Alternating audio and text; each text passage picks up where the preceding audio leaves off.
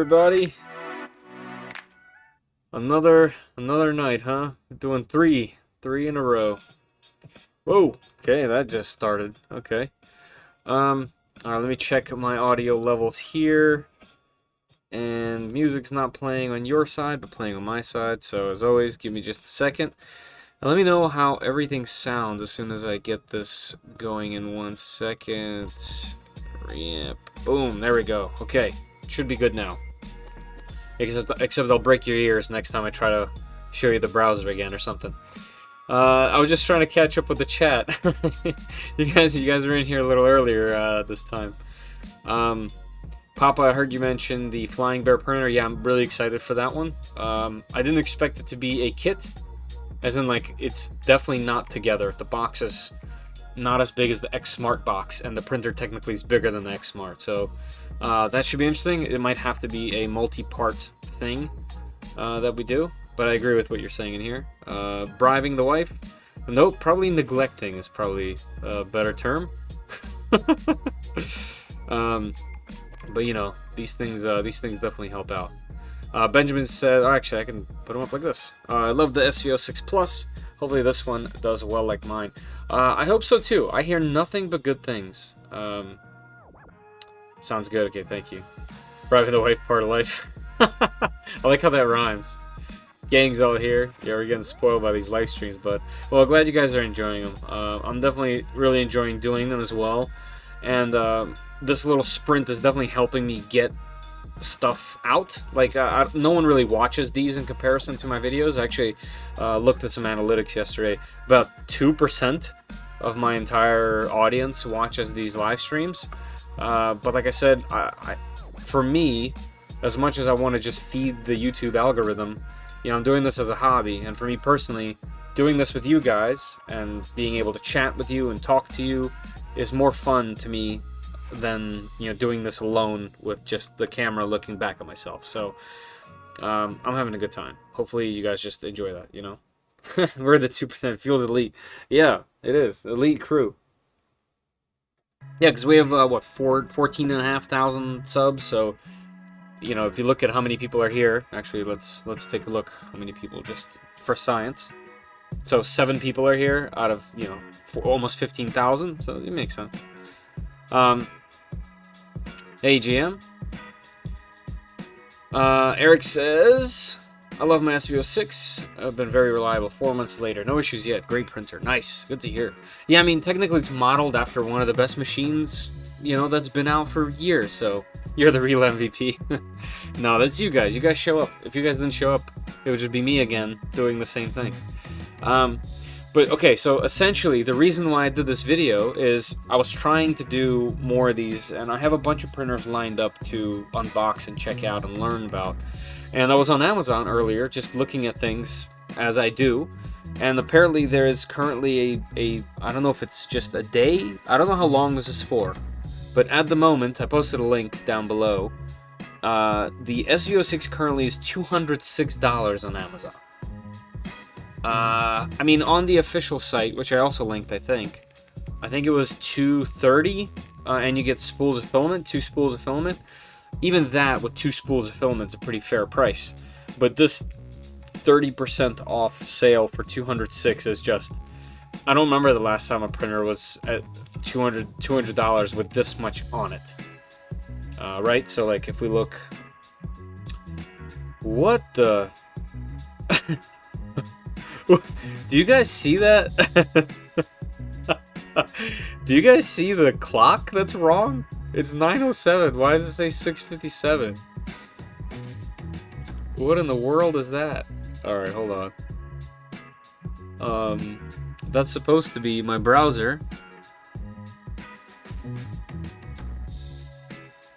What is going on? Okay, well, I don't know what that's all about, but that's what it was supposed to show. And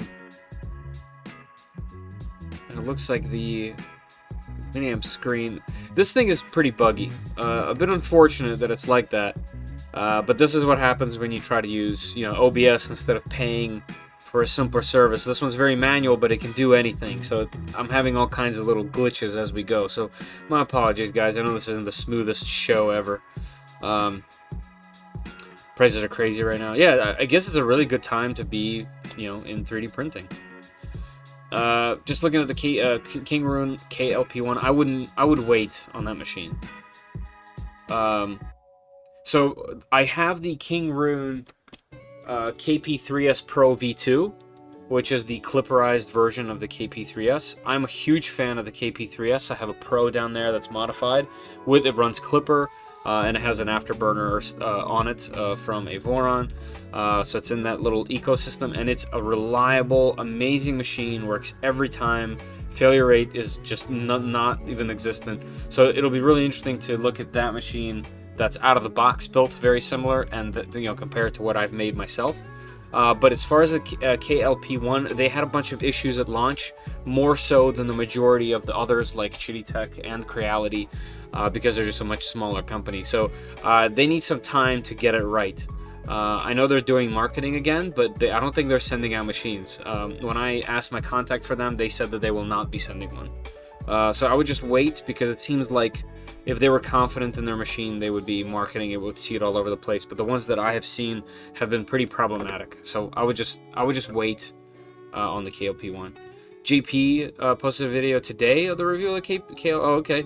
You know, maybe they're sending, or it might be the older one that was sent out before. Where'd you get the Winamp skin? It's actually not a skin. It's on a Mac. You can get an app called Reamp.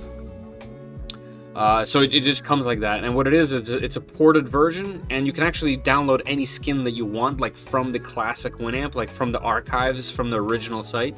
I just kept the stock one because the stock one's just beautiful to me. It's just like you know, in my memory, it's where I want it to be. Word, good stuff. Yep. Wait on the KLP1.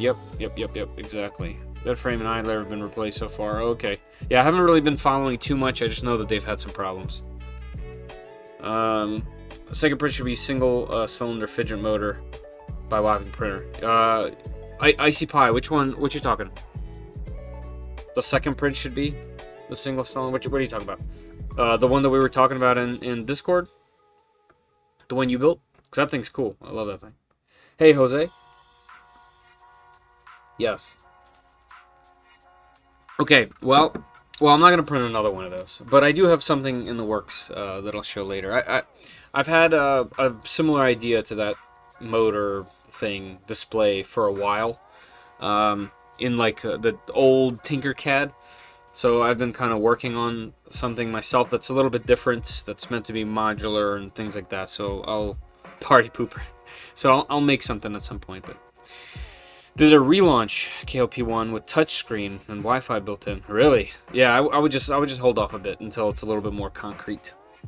Anyway, today we're not talking about any of those things. Today we're talking about the SV06. So let's just get right into there. I'm actually not sure how much there is to put together on this. So we'll be doing that together. One thing that I know is you know, the machine has. People have really enjoyed the machine, but the QC has been maybe questionable. I've only heard it from a few people that might not even have these machines. But I've only had experience with one SV01 Sovol machine, and I really enjoyed it. I thought it was a great machine. So let's see where this goes. I mean, you know, it's meant to be a budget Prusa. But we'll see how the QC is on this. And let me get the other camera up. There we go. Oh, also, if that says giveaway, there's no giveaway today. Let me remove that. There's no giveaway today because I already did 2 this week, and I technically told them that I was just gonna do 1 a week. Not that they've ever said no. We don't really have an agreement like that. They've kind of just said, yeah, you know, let us know and we'll just send them.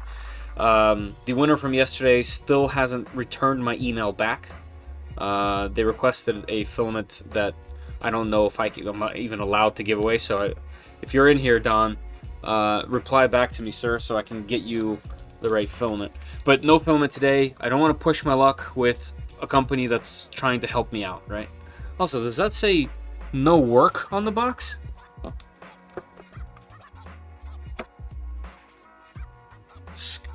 Does it say skew nowhere? Oh, okay. Phew. All right. I thought the box says no work. Skew no work. SV06 is pretty good on Clipper and Marlin. Yeah, this machine is a perfect example for Clipper. There's already predetermined configs out there. It is very simple. It's configured in the same way, so there's no variables anywhere. It will literally just, for example, if you get something like this, you just remove that screen that's on there, just get rid of it, and then something like this with this machine, it's gonna be great. I modified the Cali Cat to look like Unikitty. Ah, that's cool. This machine to me resonates because linear motion, right? The rods, obviously not rails, but the rods are still linear. There's no wheel to adjust or anything. They will always be linear motion. There's no springs on the bed, just like a Prusa machine. It's solid. It has a decent probe, from what I understand. From what I understand, it has a really great extruder. Has neat and tidy wiring. Has a decent board. Has literally everything that you might want, and it's $206. I'm just mind boggled by it. How are they able to sustain? One thing I hopefully you guys can remind me if I forget is I think we should do a firmware update, since I've had this for a while. I've had this in a box for probably 5-6 months. Would love to hear from you. Okay, cool. Got a little manual. Alright. And I did see that Orca Slicer has this machine in it, which makes it really, really good. Machine will auto home first. I'll raise to do the X calibration. Okay, cool. So it looks like bed leveling, auto home, do Z probe.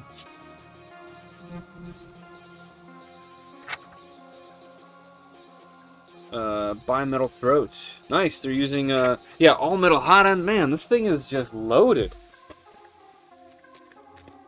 Alright, we have the screen up first. See, where should I show it? I guess over there. Value equals price.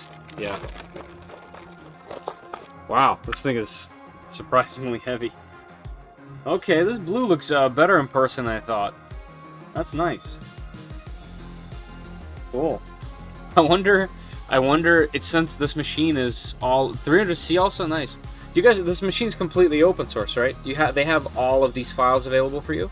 I wonder if it would be a fun project to print all of the blue plastics on this machine in a orange ABS. Because that would be pretty fun. Okay, this is a pretty basic screen. We've seen these for many, many years. Very familiar. In fact, there's something really similar on my Voron. Oh, it's not on in the background? That's a party pooper move right there. You gotta have that on. Oh, by the way, mostly because I have ADD, for those that were on the stream yesterday about the K1, it is completely fixed with the profiles, with a custom profile on Orca Slicer. So their current slicer and predetermined sliced files on the machine do not work on the current thing, on the current look version. Look at how this printed. Face, go away. Oh, let me get the light on there. I know it's white. See that gleam? Look at this. Look at the quality. This is like top tier quality. And as I figured out yesterday, because I have lights going everywhere, what you guys are actually seeing is not what you see in real life with your eyeballs. The layers lines catch the lights from above and from the side, making it look way worse on camera than it is.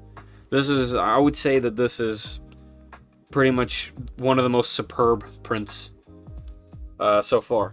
So the machine is definitely fixed, at least at the moment. I haven't printed much with it.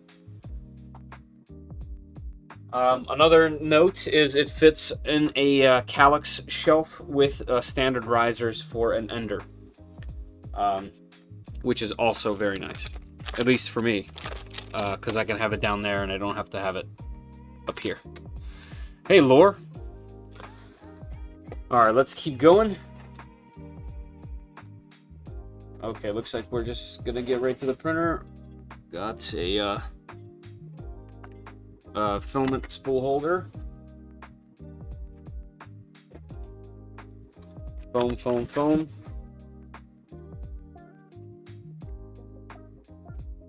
This is just the power supply in here. Oh, I love when the power supplies have an XT60 like that. This thing weighs, this weighs as much as the screen. Just so you guys, like, this weighs nothing. The screen weighs about the same.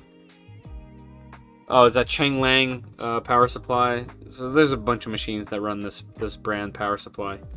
Nothing spectacular. Probably a horrible fan. While I'm here, let me get this from 230 to 115. There we go. Hey, Bob. Welcome, Bobby Davis. Thanks for subscribing to the channel. I'm glad you enjoy the content enough to subscribe. Hey, Lewis. What we got hiding in here? Alright, here is the business end. Much smaller than the printer we unboxed the other day. The Mingda Magician X2. Much smaller. So, here's something I noticed right away. Probably not a thing, but noticeable. If you guys can tell, it's not perfectly straight. Now let's see what's out of alignment. Is it the hot end or is it the duct? Can't tell. Can't tell, but one of them is definitely not perfectly aligned. Otherwise, nice and tidy, has a little board. This is very light for what this is, very compact. Looks like it has been tested. I can see some filament on the hot end. Spring is not very heavy, which could be good, could be bad, but sometimes the spring is so cheap. This one at least has some modularity to it. I always hate these hot stickers. Let me see how easily I can take this off. Oh yeah. Okay, so it's not a cheap sticker that's going to be on there forever. As I say that, the adhesive stays on. But I don't want that sticker on there. Alright, cool. Nice little bit of kit. I like it. I like this wheel. Gives you something to look at too. Make it really easy to... Let's see how that comes off. Oh, okay, so it's just on an extended... Nice. This is cool. It's so compact. It's so nice. So how does it get cooled? Oh wow. Okay, that's unexpected. So it's using a 4010 style blower to cool with this little duct that goes around. So it must cool all the way through. Yeah. So there's heat sinks through here, and it just blows through. Interesting. Kind of like the Sprite does. Yeah, I see the bimetal heat break in there. Okay, cool. This is nice. I like this. So one of the other reasons why I'm doing this is because since the price is so low now, I mean the price here is crazy low. It's supposed to be a $300 machine. So on their website it's about $240-ish, I think. That's the same price as the Mingda Magician X2. They're both really similar in what they offer. The Mingda Magician has a little bit more features. However, you don't necessarily need them. I think they're on equal planes of what they both are. This printer is very different than the Mingda because the Mingda is not meant to be modified. Let me just skip this track since it's our intro track. Whereas this machine has a giant aftermarket, like a giant aftermarket in terms of printables, things you can purchase, things you can modify. It's based off of Prusa, so you have that going for it. So they're two different machines that are technically on paper about the same. They're for two different people, but they're priced the same. So I think it's an interesting choice. This one I think is more geared towards more for people that have some experience with 3D printing, whereas the Mingda is geared for you know, people that don't have any experience with 3D printing, and it kind of like does everything for you. Not that this won't, but should be an interesting comparison, I think. Mine's already heavily modified. What have you done? Like, what has needed to be done, or are they the type of modifications where you wanted them to be done? I hope you got the newer version with the fixed screen mounting. Do you know what the fixed screen mounting is? Because this is the one I got. I likely have an earlier model. I've had this in this box for 5 or so months. And whoever sent this to me was very, very patient with me and has not bugged me. Yeah, I have that one. Oh, okay. Everything is like heavy. Alright, so we got... Look at the tools, okay. 5015 fan mod. Yep. Yeah, I've seen that a lot. Alright, so we have spool, holder, cable. We're going to need that. Don't know. Yes, okay. We have clippers in here, which is great. Thank you, Sovol. Everyone should send those. Every time I see this little spatula, I have a good giggle. I don't know. I don't know why that became a thing. The screen stays loose, one hole doesn't align. Oh, I guess we'll find out. I want that. That is awesome. You want that little, this little guy? Great grandmother's sweet spatula? Okay. King Fast, 8 gigs. Okay. Little SD card. Set that aside. Heck yeah. I have a collection of these things. The SV06 Plus is $300 on Amazon too. That's just... Yeah, I see that. $299.41. Nutty. That's just nutty. Wait, let's do this. Yeah. Oh, I have the giveaway up again. No giveaway, guys. My apologies. Sponsor banner. There we go. Simply because I don't want to give them extra tasks. You know, like, I'm pretty sure if I send them another name, they won't mind at all. But I don't want to do that to them. Also, random note about 3D Max. My link was kind of broken. They changed their URL from 3 L's to 3 I's. And my link broke everywhere on all of my videos. Hundreds and hundreds of videos. They tried to fix it, but they couldn't. So I have to manually go in each one. So if you guys are looking for a filament, just use my coupon code 3DPrintSOS because that gives you 5% off. And I believe I still get credit, but that part doesn't matter. The 5% off is an important part. That part maintained and that part stays, and that's what we checked today. So look at this thing. And anyone got a lighter? They were sure to make sure that this isn't connected.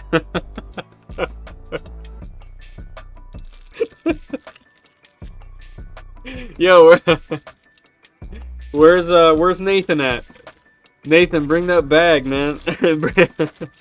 Bring that bag of nitrite paste. We got an extra nozzle in here. Of course, we have tools, even tweezers in here. Man. And then we got the decent Allen keys with the swivel heads.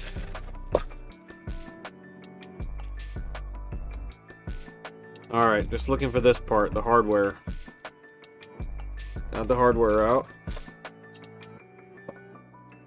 The rest can go back in its little home. So I did find an issue. No, that's the air hole. Cover it with your finger. What do they call it? The let me think back to my college days. Brake? No. The thumb hole. I don't remember. I don't know what it's called. There's a name. I got the first run of the SV06. I think that's what this is. Watch out for those tweezers, sharp as hell. Oh, I know. I have a few of them, and I love them. I use them for every single time I print anything. I have several pairs. Nice part is the screws are labeled. Yes, they are. They have step-by-step instructions on them. Let's get the mighty Hodo that still hasn't been charged, which is mine. The carb. Serge knows what's up. Surge knows. Alright, let's get this out of here. I really like this blue color. I don't know why I expected it to look different, but it looks great. Alright, so let's talk about what I'm seeing here. Nice and clean so far. Let's see how they tackled the lead screws. Okay, lead screws have some play. Okay. What is this? Oh, okay, this is the tensioner for the X. Wow, it's nice. That feels strangely high quality. This is all really good. This is all good stuff. I'm guessing there's a little cable holder right here. So the top is plastic. Look at that. They got heat press inserts in here for the spool holder, I'm guessing. Be in the middle. Nice. Can I force this thing down at all? Let's see. No. No. And luckily it doesn't have to be even because there's little stoppers built in here to stop this so that it aligns itself. This part is pretty cool. This is a little trick way of holding the what's it called? Not the power supply, the other side. The motherboard. Nice. Wish I had a handle. Where's the handle? I do like that about the Ming, by the way. As silly as it is, I do end up moving machines a lot. You might not, but I do. And having a little handle on the machine is surprisingly nice. Alright, we got more puzzle pieces with the foam. Alright, we're getting closer. Oh, that body is very compact. Very compact machine down here. Alright, is that everything that we have in here? I think so. Let's go ahead and set that down. Power supply, I mean not power supply, the motherboard box here. Oh, it's all, okay, so it doesn't disconnect, it's all attached. I mean, this weighs nothing. On, off. I mean, ETF. Okay. Ooh, that's why it's very, what's the word? Non-resistant. So I'm gonna flip this over for now so that I don't accidentally scratch it or anything like that. Wow, okay. Tension's good. Huge tensioner on the front over here. Okay. I have a feeling this is going to just be a very, very simple recommendo. Gates belts? I don't think so. These are not Gates belts. Well, I don't have my mouse over here. It's underneath all this stuff. Hodo, yes. What's up, Mika? I had a clipper fix to GitHub if anyone wants that changed. Cool. Yeah, that's nice. Yeah, I'll take a look later. Just an ANET A8 with upgrades. It is. It's a bear mod. Bear mod ANET A8. No gates on my belts. Don't rely too much. Don't rely too much on that align. No, it's. This is pretty superb. I do feel the wiggle of this gear, and I can actually see it visually.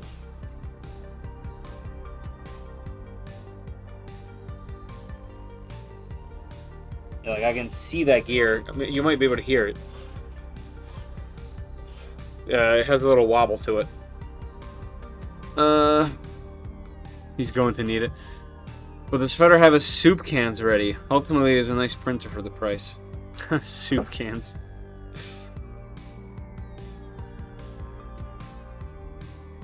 Nice, Quinn. That's cool. Whoops. Meant to click this guy. Weird. Mine's are, really? Yeah, you might have the newer one. Oh, Jeff. Here's Jeff. The chat is blowing up. Jeff. You're the real MVP, man. Thank you so much. Michael, this is what I hear. And it's a really easy upgrade. And there's also 4020 fans as well. Like, I have a bunch of those laying around. I don't have any more spare 5015s, but I have a bunch of 4020s. Jeff, thanks again, man. I really appreciate that. And welcome, everybody. Wow, so many.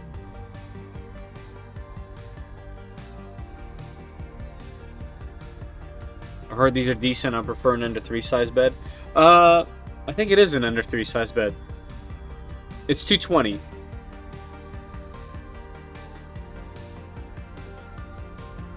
Wow, so many people. I think Stream Elements also doubled everything up, so I have to scroll through quite a bit of these. Yeah, Jeff, you do rock. They are all very correct. Quinn, no giveaway today, because I don't want to overstep my boundaries. I didn't ask for they never approved, nor did I ask for multiple days. I always said that I would be probably doing one a week. They do expect more than one occasionally, but I've done 2 already back to back, and I just don't want to put that pressure on them. I also, one of the winners that I accidentally picked right as he was leaving, I shipped out one of my own rolls to him today. So everybody should be good except for Don from yesterday. I believe it was Don from yesterday. Still hasn't replied back to my answer to his email. Hey, Drone. Drone Psych. Cool. Cool name. How's the build going? Like this. Learned so much from this channel. Thank you. You're very welcome. I'm glad you found it useful. I picked up all 7 of my I packed up all 7 of my 3 printers. It seems folks stopped buying 3D prints as of late. Really? Yeah, I mean, I'm sure there was always going to be kind of a boom and then a slow decline of what people are buying. Especially if they're more like tinker things and not like a product that you like made for a specific purpose. Blind, I used to make a bunch of different things for keyboards and PCs. I used to sell them a lot. That was how I got started. I started selling, and there was a huge boom in them, and they dropped off pretty dramatically. I feel like it's kind of like a natural thing. What is going on here? Jose, thank you very much. Thank you very much. That's nice. If he doesn't answer, do I get his win? Nice, Quinn.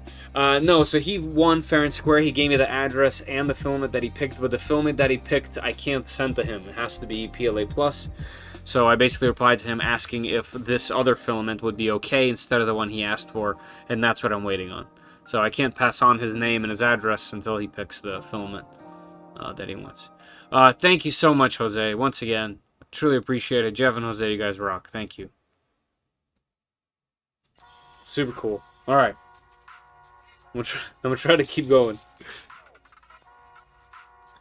Yeah, I sold a bunch of things for the blind side of things, but unable to make models being total blind folks. Oh, I see what you mean by blind. Like, that's a literal thing. I thought it was like a play on something. Yes. Unable to make models.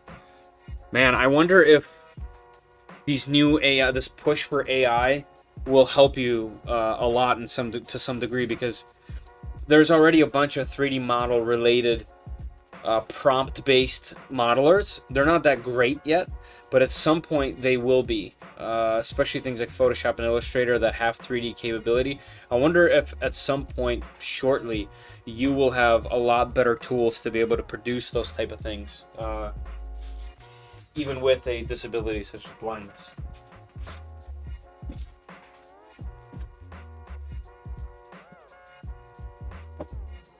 Okay, I'm just trying to clean up a bit, and there's a ton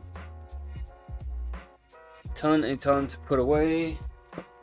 I got boxes everywhere, things on the floor. Totally blind, man. You're the first channel I watched when I got my Voxelab. So, you know, I'm not trying to offend you or anything along those lines. I'm completely, what do you call it when you don't know anything? The word, I can't speak. I can't speak. Anyway, I was gonna ask, like, how are you doing? So you're just listening to the channel, right? And then you just type with, I'm assuming, some kind of special device or keyboard or voice, because you're communicating very well. And by you saying total blind, you know, what's the word I'm looking for? Ignorant. Thank you, Serge. Jeez, English. I still, after all these years, I still just, English is just mind-boggling to me. JAWS screen reader. Cool. No problem. Yeah, like that's like a bit. I'm sorry, but it's a bit fascinating to me. And you know, just from our interaction here, obviously this isn't anything too complicated. But if you didn't say anything, I would have never, in a million years, guessed that you had any kind of disability like that. So kudos to you for using those tools and figuring out. And it's kind of cool that we can even do this. You know, that's fantastic.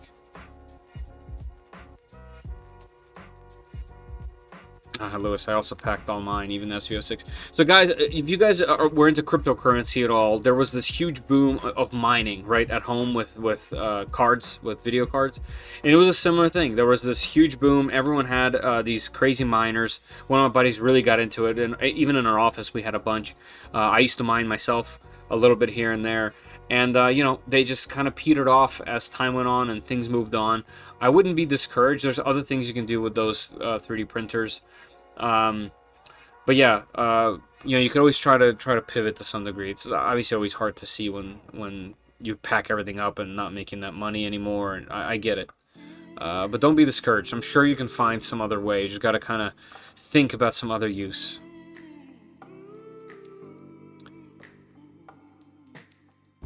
Y'all, welcome. It's a treat to see your content. Thank you. Appreciate that. I actually recommend double checking dual motor alignment with some with something flat on each side. I had that before leveling, no issue since then. Oh, you had the same little? No, I mean I can literally visually see the gear wobble. Like the I actually have a box of them. I might just swap one. This might be a non-issue also. Like during printing, this might not be an actual issue. But yeah, I know what you mean.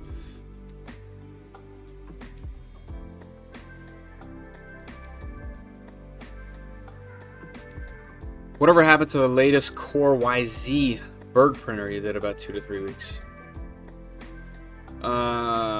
Which one? Give me some more. Everything should be here. This one, the Ghost 6. That one's fantastic. I love that machine. It prints everything. You just have to do all metal hot end. Really surprised they don't have that on that machine. Yeah, $305. Yeah, that's the Ghost 6 right here. I still use it. It's great. It's a really, really nice machine. It's not the highest quality machine in the world.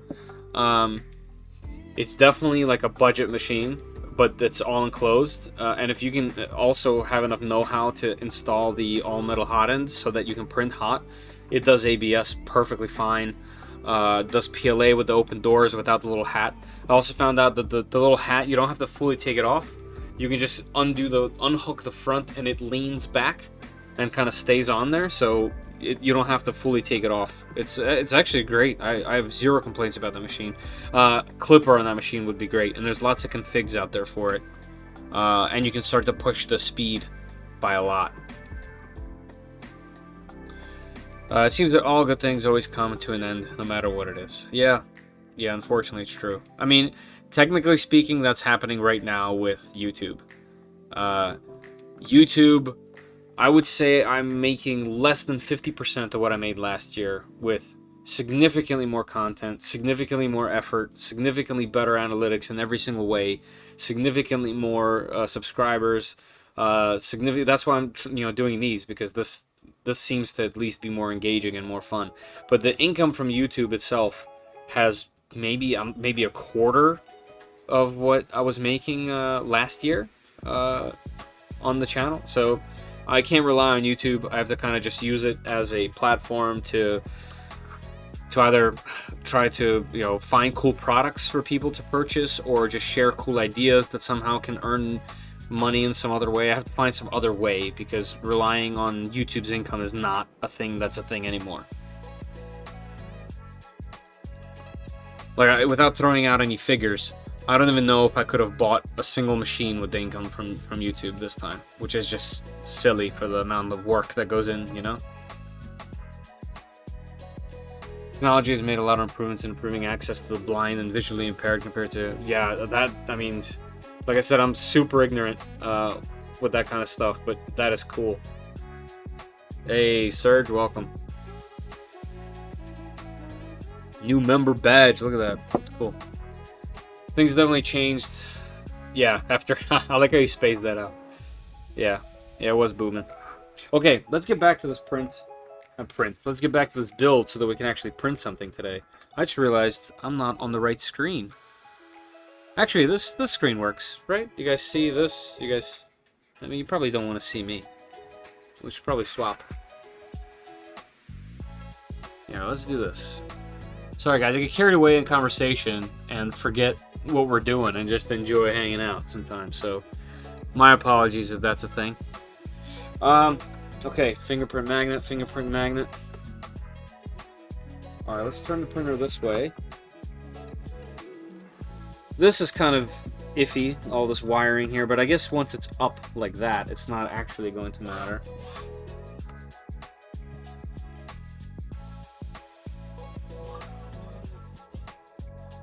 I mean, yeah, it's so smooth. It feels amazing. Okay. First things first. Chocolate starfish is my man, Fred Durst. This should go in this direction. There's little notches in the frame. Should just drop down. It does. What are we on? Do we have a cable snagged? Yes, we do. There we go. Now we're sitting. It looks like it attaches from the side, so I don't have to hang this thing in any funky way. Wait, do I have this backwards? I have this backwards. Right, this is a this is not an Ender. This is a Prusa. The motors are in the front. There we go. Now it makes a little bit more sense. Okay. What's the spec of this printer? It is essentially a super budget Prusa. That's probably the best way to put it. It's I think the build size is 220 by 220. Let me check to make sure. Yeah, 220, 220, 250. It has linear motion, so not rails but rods. It has auto bed leveling built in. It has a really nice extruder that has some kind of really funky gearing on the front, similar to what Prusa did in their Mark IV. It has a PEI bed. There's no springs on the bed. It is just hard mounted, and it lets the sensor do all the work. Yeah, it seems to be pretty cool. It feels pretty nice. Like, all the materials don't necessarily feel cheap, even though they might be themselves. They did a good job covering that up. Wait till you see the Ender mainboard. Oh, is that what's in there?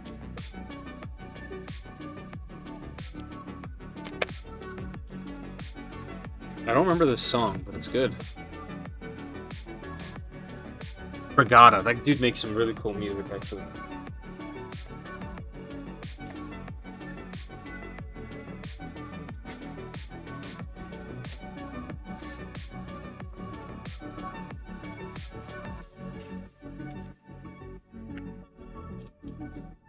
This song gives me Tron vibes, yeah.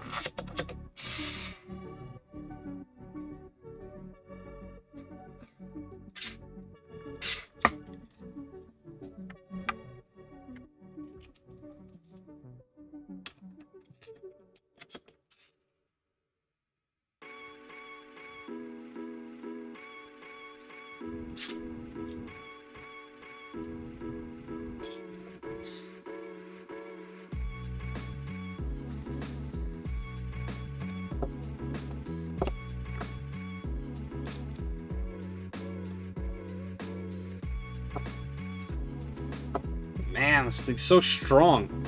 It's ridiculous.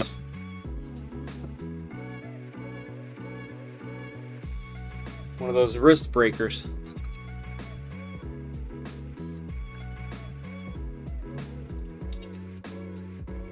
Oh, that was easy.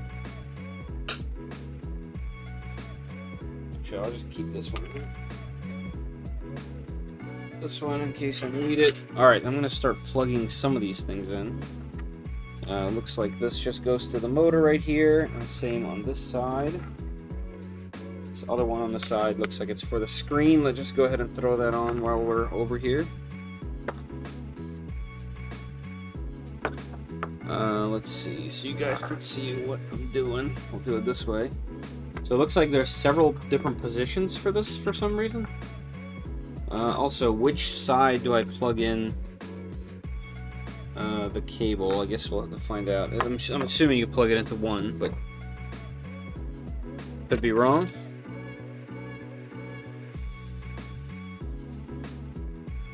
Gotta look at the user manual against my will.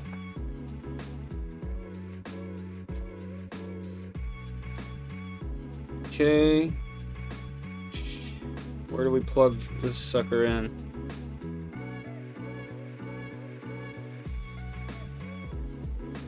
Will it tell me? Oh, here we go. Here's plugging stuff in. EXP3. Okay, so there you go.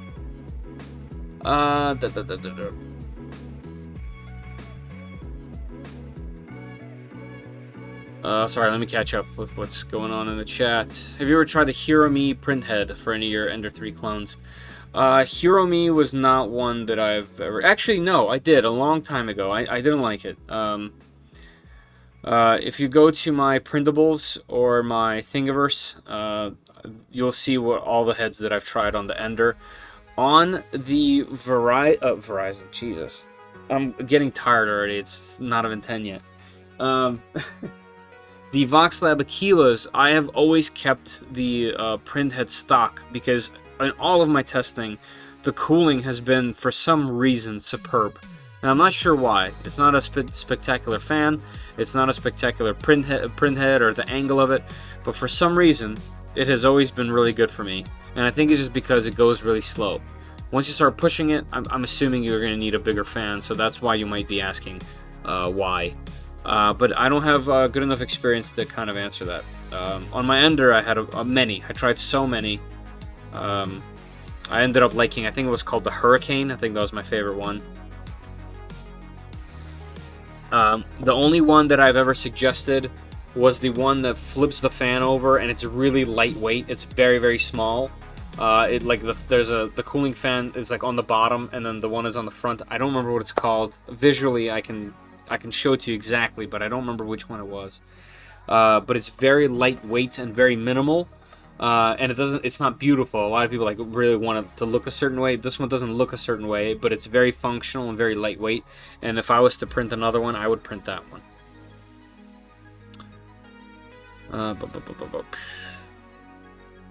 Let's say limited. Oh, okay. Yeah, I'll have to take a look as soon as I put this thing up. Center plug for the screen. Okay. User manual is like maps. Last one is doing a SpaceX Starship. Nice. That's gonna be cool.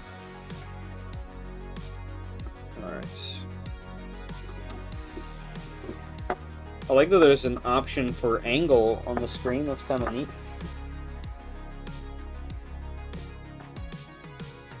Oh, this must be the thing you guys were saying that doesn't fit. Yeah, two of the holes don't really line up. Only one does. Then we gotta get this cable all the way to... Which one? I gotta take it back off, I think.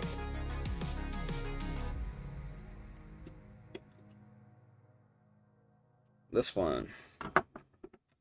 It's actually not the middle one. It's the one that's closest to the printer. Okay, got that hooked up. Alright, next we'll do power supply since it looks pretty easy. I'm guessing it's going to be these longer ones. Step 2, yeah. I like that they're very clearly labeled.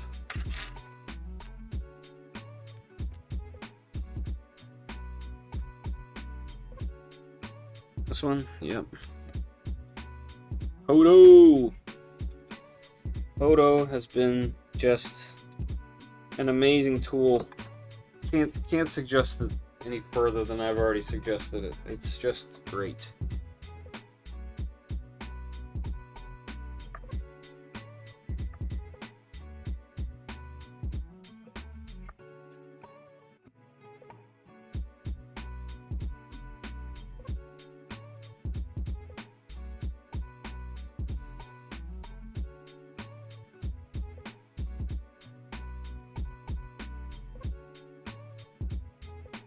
Wow, I think it might actually be dying. Yeah. It's about time. That was 5. This is the 6th printer I have put together, one of which was an entire Voron Trident kit. Just so you guys know.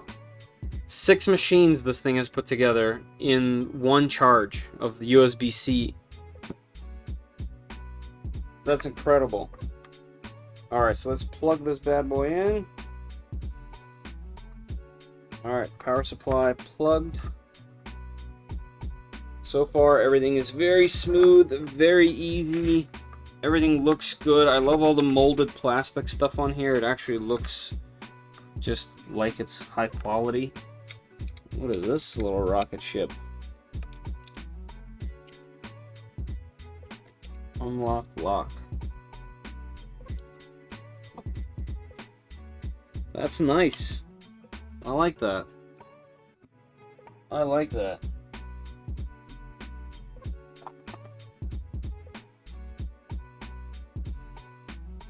Let's get this cable out of here.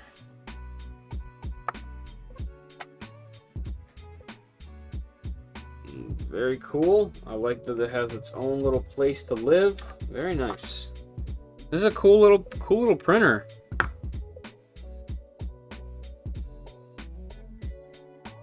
Gotta get a new one now.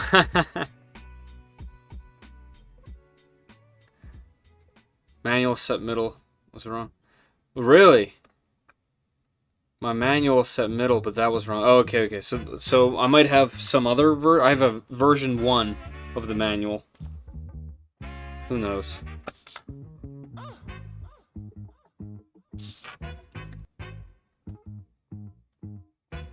No, next track. Keep getting all these lemons. All right.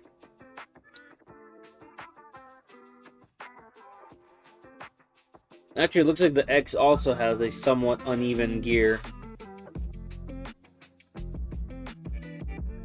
We'll see how that plays a role. I doubt it actually will. All right, what are these little guys for? This has got to be for the spool holder. Oh, and those little guys must be for the actual print head. Okay.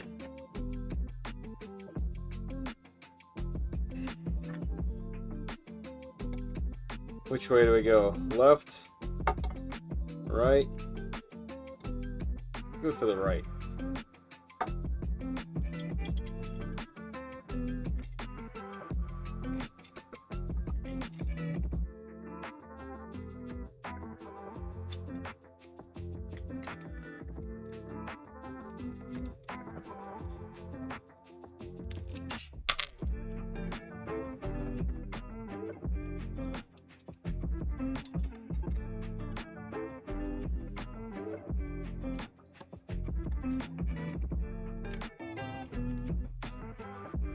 Let's go. Still got it. Still going. No big deal. Alright, what's next? Let's get the actual spool holder part on here. Like this. What do we have here? Oh, this is the X motor plug. Let's plug that in. Perfect. Any other plugs hanging around? No, I think the only thing we have left is the actual tool head. Not bad for 2014 design. Nice. You might be their #1 spokesperson. I wish they would reply to me. They don't think I am. I haven't heard a single thing back from them, as in from Hodo. I love it though.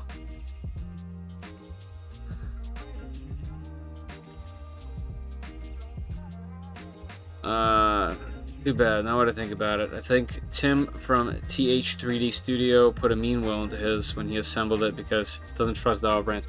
Yeah, I know a lot of people get really critical with them, and you know, for good reason. There's a safety concern whenever you're concerned about that type of thing. I guess you can. I mean, you could do that with literally every product, right?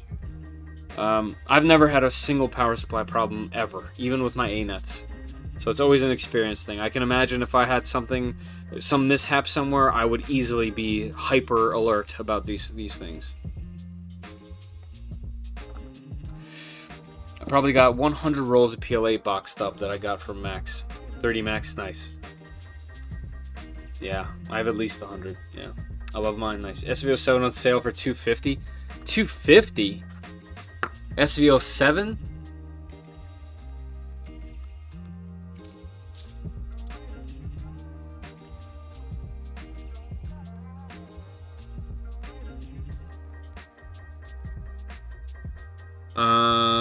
Well, at least on Amazon, I'm seeing $320 plus a 5% coupon.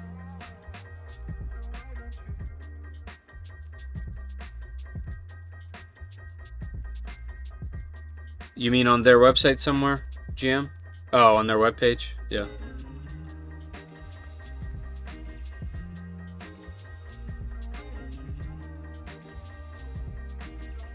Yeah, I saw that it's $250 with 2 of these, but let's do SV07. That's the plus. Oh, right here. Yeah, $270. Oh, it's the same price with a free high-speed nozzle 6. Wow. I mean, I wonder what this push is all about. Are they having trouble selling them? Me personally, as much as I think that printer is cool, me personally, I like this design much better. This is way, not that that design isn't proven. That's the Ender, this is the Prusa. You know what I mean? That's an amazing price.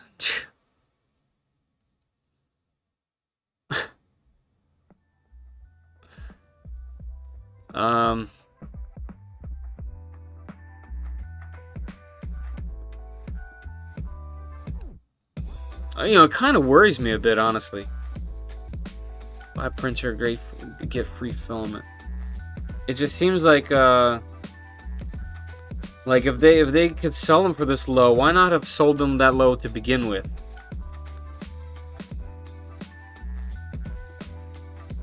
The SV06 is built better. I don't know. You know, some people really like that machine. I've heard nothing but good things, really. Some people are like, oh, it has V-slot wheels. Okay, so what? So what? The Chitty Smart 3 also dropped its price. What's the Chitty Smart 3 at? Because that's a cool machine. Starting to first print in Orca. Ooh, nice. Good luck. Alright, since we're doing the SV06, let's focus on that.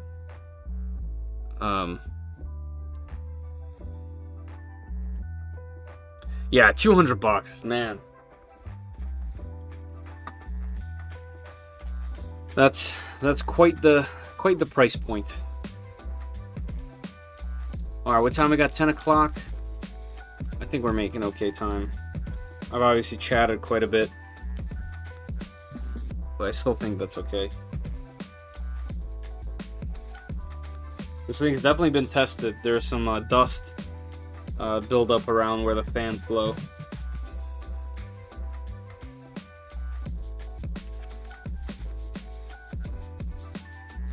Alright, I need another Allen key.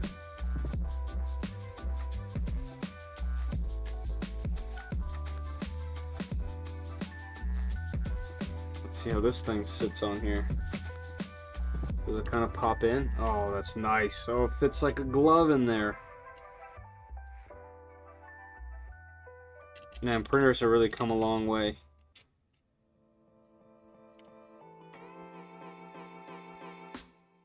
What's this little plug for over here on the side?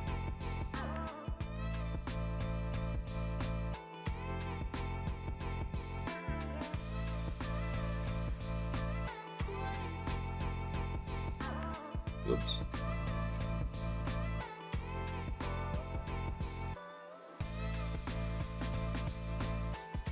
I think I just used this song in one of the latest videos.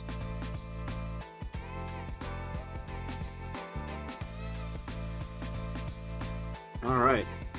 Very smooth, straightforward assembly. A little bit more complicated than the Mingda machine. The Mingda machine was really simple. This is a bit more apart than that machine. It goes back to the same thing as I kind of mentioned, as I think this one is a little bit more geared towards a little bit more of a hobbyist than the other. Not that this was hard by any means necessary, but this one definitely looks a lot more like a machine than the X2.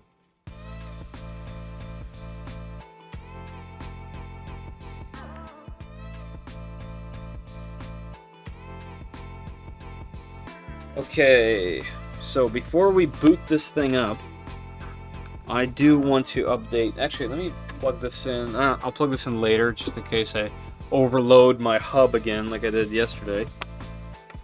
Oh, hold on. One other thing I need to do is run the cable for this real quick. Hey, Adrian, how are you?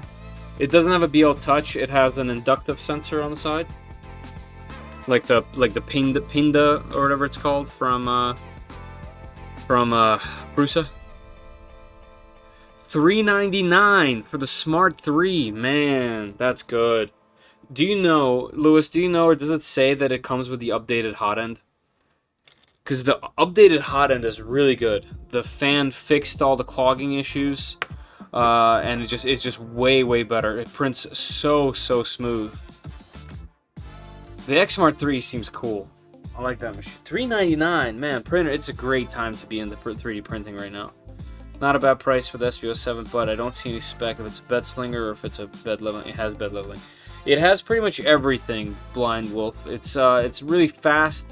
It's pretty much pushing the limits of what a bed slinger can do. It's probably literally at the limit. It runs Clipper. I mean, it has pretty much all the specs that you'd want, that you couldn't have even, including auxiliary fans. No, it does not. Yes, I got my updated hot end for free. Right, yes, I did as well. And they promised to do that kind of thing for the with the warranty. They've been really good about that. As in Chitty.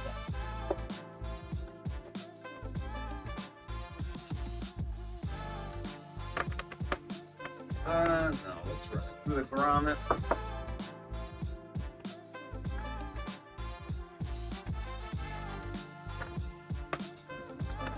This way. Alright, that's max cable right there. And where does it need to reach? Oh, it needs to go on this side. Oh man. Okay. I don't think I'll be able to reach the power. Oh, here we go. Okay, it'll just have to be in my face. I'll move the camera in a second. Alright, so we're plugged in. Move it back as much as this cable will let me. That's probably it before the bed gets in the way.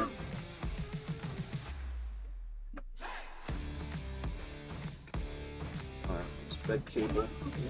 Okay, screen fires up when I move the bed, so that's a good sign. That means things are connected. There we go.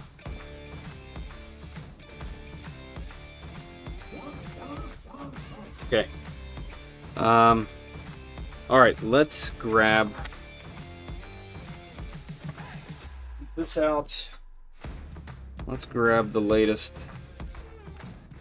Latest and greatest firmware.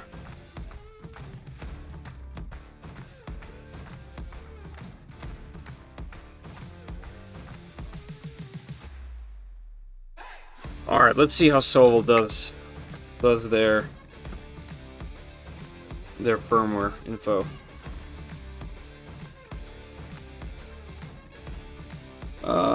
Hey Cedric, what's up? Is it fully assembled? No, we just had to put it together. PEI sheet is on the sunny side. Yes, I put it like that when I assemble machines, in case I drop anything on it or something like that. Then it doesn't, you know, ding up the other side. I'll flip it back before we start. But the first thing I usually do is I just flip it real quick.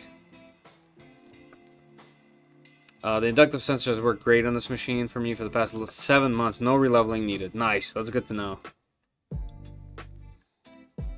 Alright, let's see how they do this. Support. Help center. Printer buyer's guide. Document download. Okay, document download. Alright. Cruiser clone without the optimized mainboard. Oh, right, that's mainboard. That's what I wanted to take a look at. Let's take a look at that. Let's see how their thing works. This says on off, but there's an Allen key in there. I'm gonna venture to guess that on off is how you open this. Yep. Oh, it opens the other way. Okay.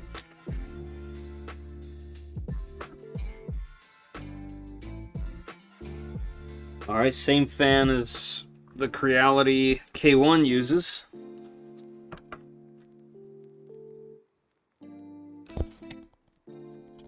Oh, microphone. Easy.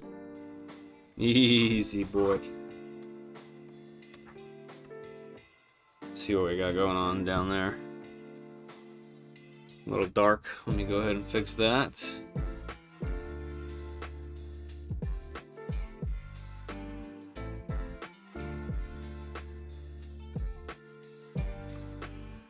Does this run Clipper? No, it does not. This runs Marlin, but you can run Clipper on it pretty easily. Okay, I actually have to move this. That's just so I can take a peek. So the board just says Sovol. It doesn't say anything specific on there. Built-in stepper drivers, so they're not. You can't just pop them out. Nice fuse on here. It looks like. Does that have a barrel? So these are all crimped. That's very good. All the wires are crimped and have connectors. That's great. Really nice to see. Really surprised actually there. Lots more plugs available, which is a good thing. I like how this ribbon cable is split up. That's very neat and tidy. Hold on, my head's gonna be in the way for a second. I want to peek to see what this says. It says why. Oh, there's probably a pinout for all this stuff since the whole thing's open source. So you could add something. There's still 1, 2, 3 more plugs. So if you know in Clipper, you can always reconfigure those. Nice to see that they're all crimped wires. Everything is zip tied. The cables are nice and tidy. This is a nice, neat little package. I have not one single complaint to say about that. Yeah, it's not a fancy board, but $200. $200. That's just... it's just something else. Alright, is there enough room to run this cable underneath? Yes. Okay, that gives me a little bit more room, actually. Just kind of want to put it out of my way back here somewhere. There we go. Okay. Sorry, I know that light's bright over there. Alright, we'll do it like this for now, and then I will, when we start to print something, I will get that closer. Alright, I guess now that it's together, I can flip this back.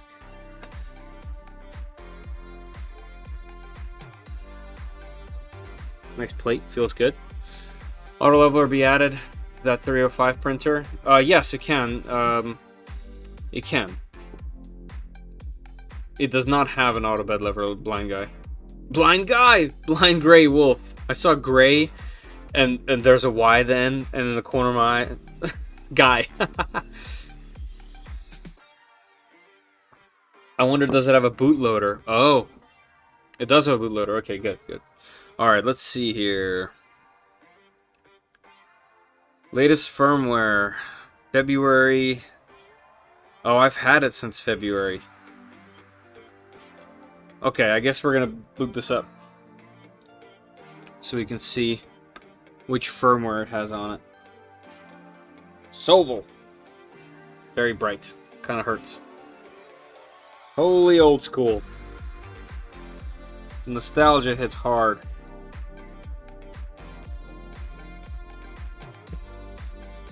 Hold on. I'll fix the light. Yes, the whole thing's open source.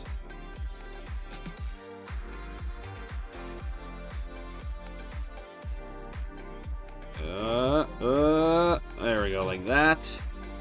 Let's go back to console. Let's move this puppy in there. I love this camera so much, guys. What an awesome tool it's been.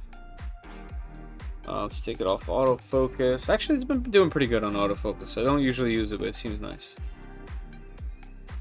Okay. Let's take a look. Oh, I almost miss it. I almost missed this. Let's go to about. For misters, interesting. So, version 1.9.2, A. 9.2A. Latest firmware is 2.0. SV06 version 2.0A 2.24. I mean, that's not... Oh, it's 1.9. Okay, so I do have to download this firmware. Okay, so let's do that. Download? How do I download? Right click. Download. Let's just throw that on real quick. SV06 ticks a lot of boxes. I think it ticks literally every box. I don't care about the screen. In fact, I have this screen on my Voron. Like, I would run Clipper on this and call it a day. This, I can't believe it's so cheap.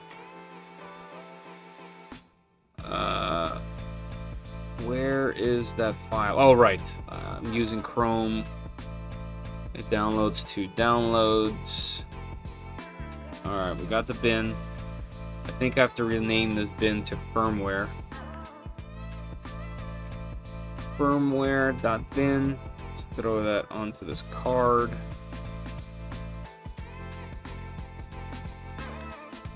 Does that work? I heard nothing, saw nothing. Firmware.bin. Let me look at their documentation in case they tell you something specific. Improved auto leveling function. Saving Z offset automatically. Adjusted the driver parameter of the motors. Activated essential back off. Okay, so I would... Oh, sorry guys. I would highly suggest you update this. According to customer suggestions, change the G28XY command to G27 so the bed will move forward after print is finished. Okay, nice, okay. Drag download firmware onto the TF card. Delete the other files. No. There's a better way to do that. You can make a folder. Let's do that. Make a folder. We'll name the folder OEM, which is what I usually do. And it'll be fine. I know some of these just like one file, but it should work. If it doesn't, then I'll change it. When you put the machines turned off, I mean, it doesn't say to change this. It doesn't say to rename it to firmware.bin.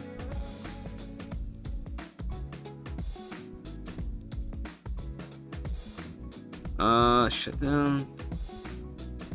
So screen will turn blue for a short period of time. This time firmware is being flashed.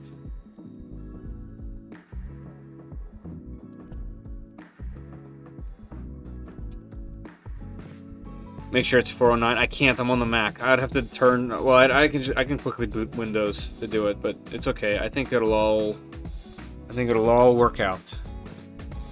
Clipper and Pi would be half the cost of this printer. I'd say Marlin for sure. No, that's not true. $36 for this. I just bought one. Right here. I think it was 36 bucks. We got the CB1. Little ducky in here. Yeah, well, I don't want to take it out, but it's a CB1 and the adapter that makes it look and act like a Pi. It's still boxed. It was $36, which I think is a pretty great price considering you can use it for a lot of other things, not just for this specific machine. You can run multiple machines up to 4, I believe, off of it. So I would suggest that. Yeah, Adrian. Yep, it was $36. I just bought one. All right, let's turn this off. Put the SD in there. Turn the machine on. Blue screen. That's good. Yep. Okay. So far, so good. There we go. It says Sovol, so I think we're flashed. I'll check in a second. Does it say to reboot it afterwards? Yeah, shut down, take out the card. Well, let me check real quick. About printer, printer info. Yep, we're on 2.0. Okay, cool. Off. I don't think the bin. I don't think the bin needs to be removed, but let's check anyway.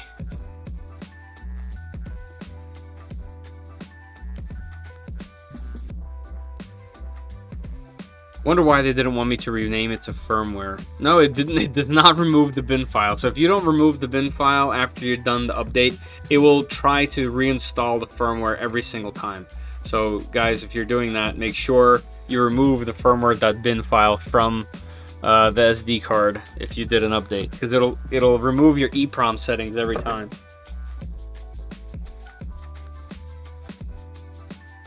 All right, let's boot her.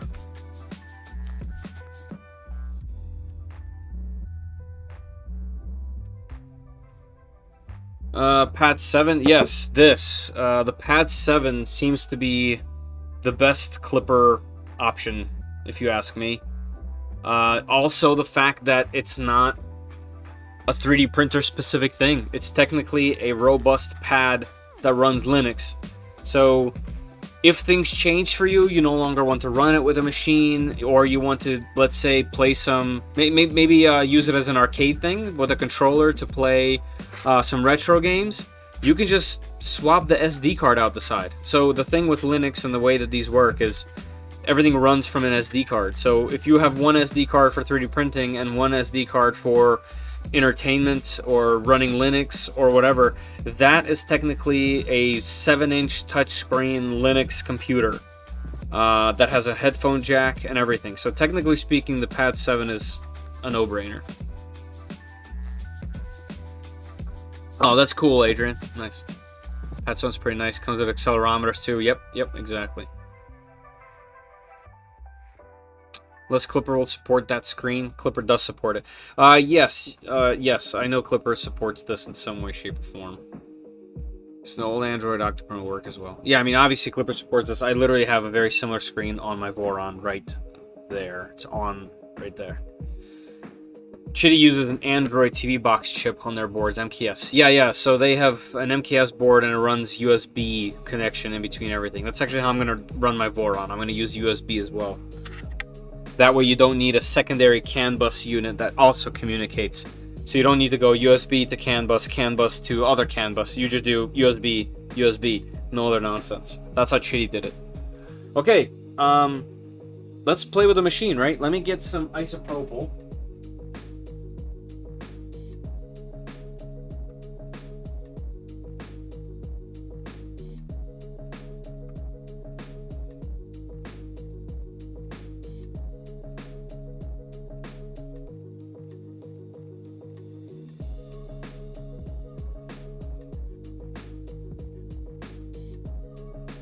Okay, let's do a little heating.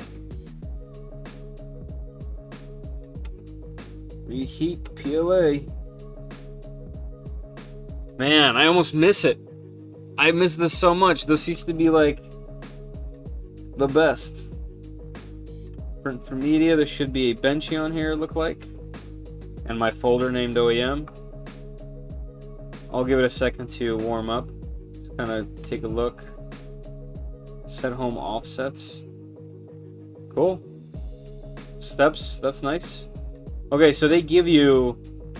That's great. They give you everything. So it's PID. Sweet. Do they let you do the driver current? Yes. Yes. Sensorless homing? Man. How do you beat this? Hey Zumi, how are you? No, not Siri. No, Siri, turn off. Go away, Siri. Thank you. Man.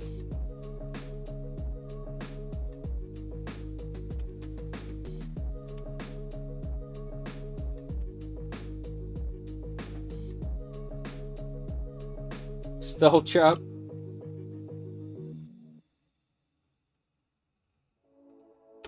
So this is one of the later versions of Marlin where you can actually get pretty much every setting.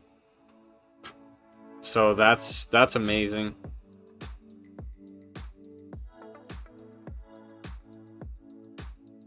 Man, $200. Yeah, Zoomy, you notice that? Oh, here's the extruder gear. Very cool. Literally what Prusa MK4 did. Well, not literally, but you get the idea. With input shaping enabled.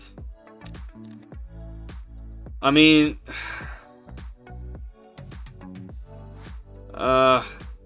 this is, I have a feeling this is going to be hard to beat. Also, the hot end instantly heated. Let's grab a filament while the bed is getting there. Bed's heating pretty quickly, too. It's going to do a benchy, so let's get something bright.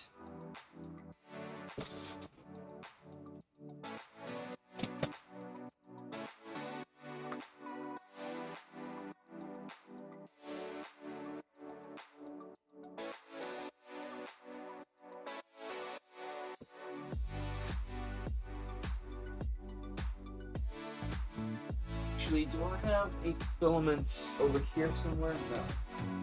Those are all for something else. Right up the top here? Probably not.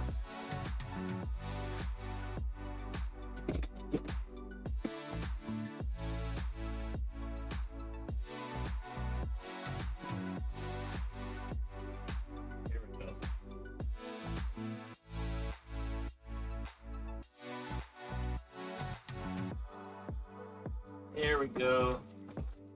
Let's see how close of a match this is. It doesn't look like it's going to be that close, but...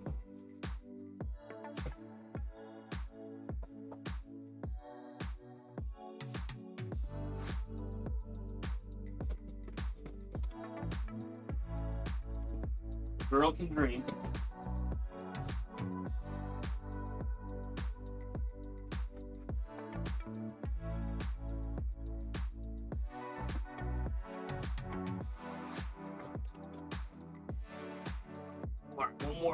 One more check.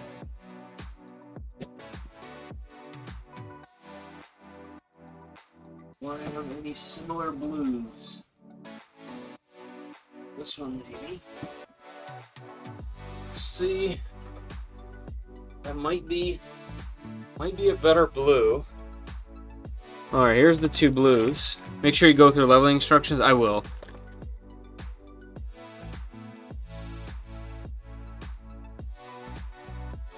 Hey, Sovol in the house? Yes. Hey, Sovol's here. Hey guys. So far, really enjoying this, and quite the deal at the moment, I must say, for $200, Sovol. And thank you for coming into the chat. I was just trying to find a similar blue, and I'm thinking this is the closest one I got. This is light blue by 3D Max, so we'll be using this guy.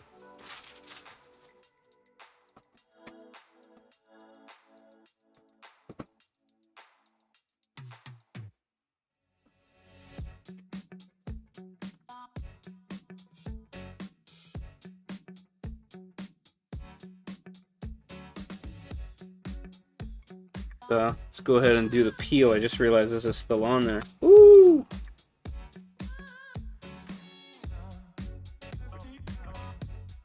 Alright. We're nice and heated now. Alright, let's take a look. Forgot to store the leveling settings. Oh yeah, I hate when like this is just it's like I like cringe thinking about that happening. Yeah, I don't think at the moment I don't think there is a printer in this price range that even comes close, in my opinion. This is it. All right, let's see how the instructions are. All right, press the knob, main bed leveling, auto Z align. Okay, so far. Oh, that's easy. Auto Z align. Cool, and I was messing with both of those, if you guys recall. I probably should have homed first, huh? It is actually homing that way.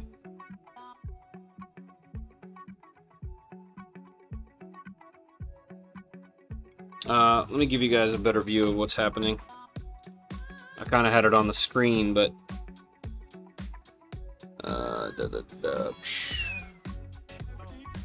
there we go.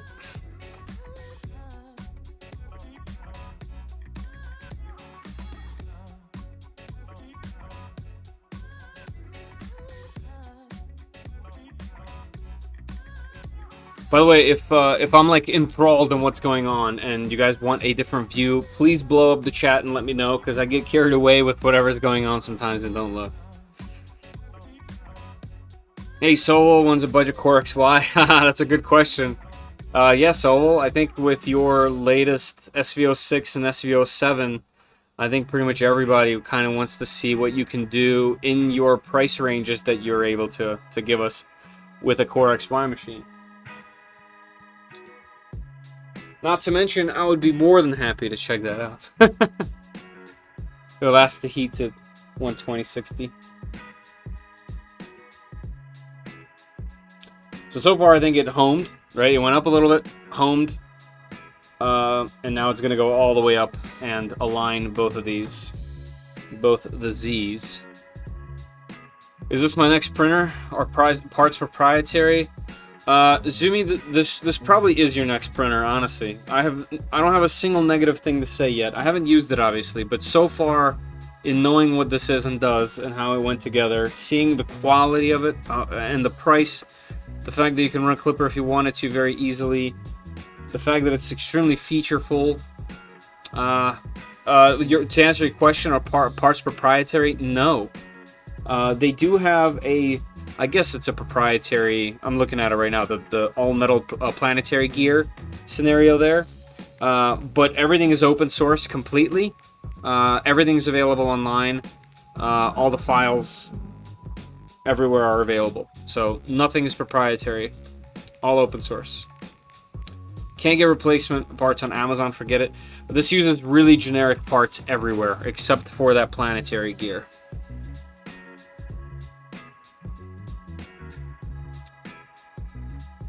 Also, there's a giant aftermarket Zumi for this machine already. It's been out for some time.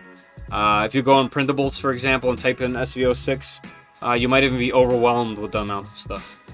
This blue PLA is 3D Max light blue. It's pretty close. It's a little bit brighter than this. This is a little bit like kind of more jean color to this. but it's pretty close. Sovol SV06 is the Hodo screwdriver of 3D printers. Yes. Yes. Like the video, it's a good way to help Feder. I agree. Caleb, thank you very much.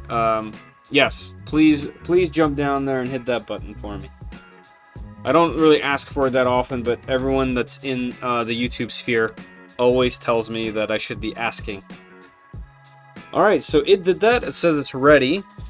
That's cool. So now this all should be aligned. Now let's go to bed leveling. Auto home, preheat. We already did this. Actually, let's just do it. It says to do it, so let's do it. Yeah, 120 and 60. Okay, we did that. After the machine stops, go back and click Probe Z Offset to adjust the distance between the nozzle and the hotbed. Will do.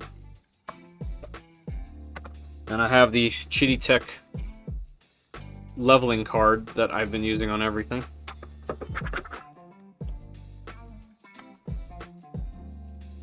Let's look forward to the machines of the future. Oh, is that a little hint? Is that a hint?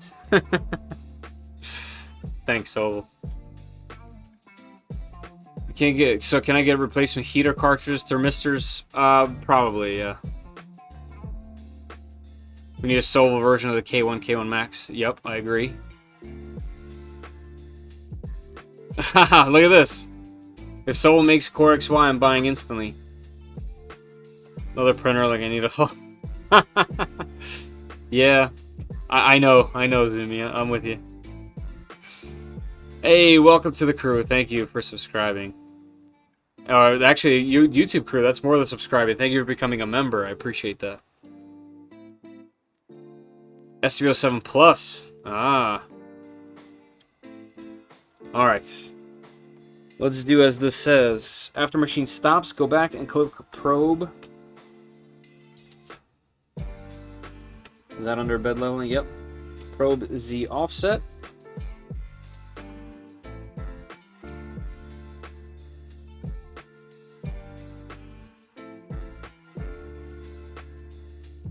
See the machine's moving. That's nice. By the way, if you can't see what I'm doing, I'm just using the knob here to rotate it to the left, and it's going in the negatives over here. And since there's no switch, we're not going to crash into anything. There we go. I'm getting some resistance. Let's go somewhere in this area. Negative 1.8. Okay. Is there a save here? Fade height is 10. That's pretty good. I'm going to store settings. Oh, nice beep. Okay. Click the level bed. The machine starts to detect 25 points on the hotbed. Okay, let's do that. Don't forget to click save. Will do. Okay, this was pretty good. Nice instructions, easy to follow. Are there numbers? Okay, there are numbers. I didn't see them. I was going to suggest these numbers should be nice and big, like stupid easy, you know. But now I see that there's numbers. So yeah, pretty easy to follow.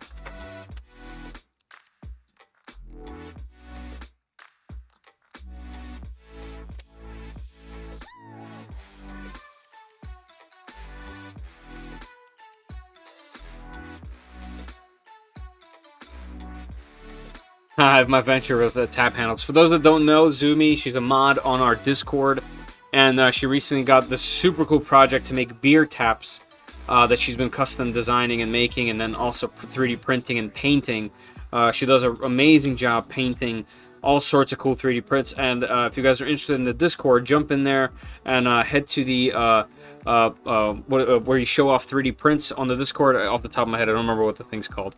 But like, it's a showcase of the 3D prints, and see some of her work. It's really cool, actually. Papa says I either need to rob a bank or win the lottery. Yeah, I think we're all in the same boat there.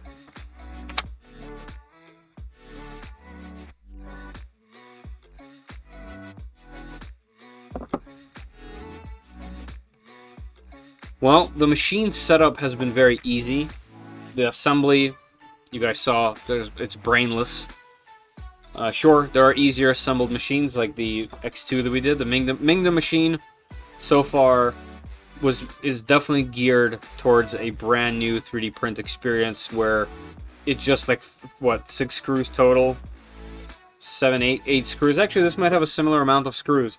But this, to me, feels a little bit more like a machine, whereas that one, the way that it's designed, is kind of like the tight-knit, you know?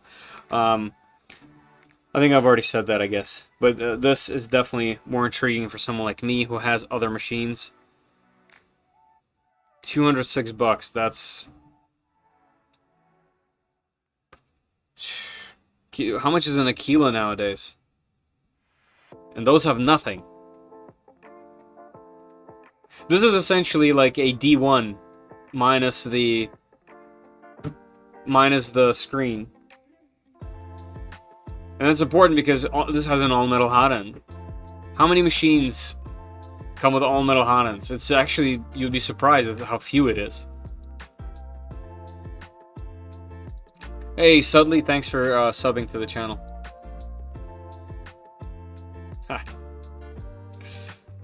I do like the bed, it's hard mounted. Yes, every printer should have this now. I feel like we're in 2023.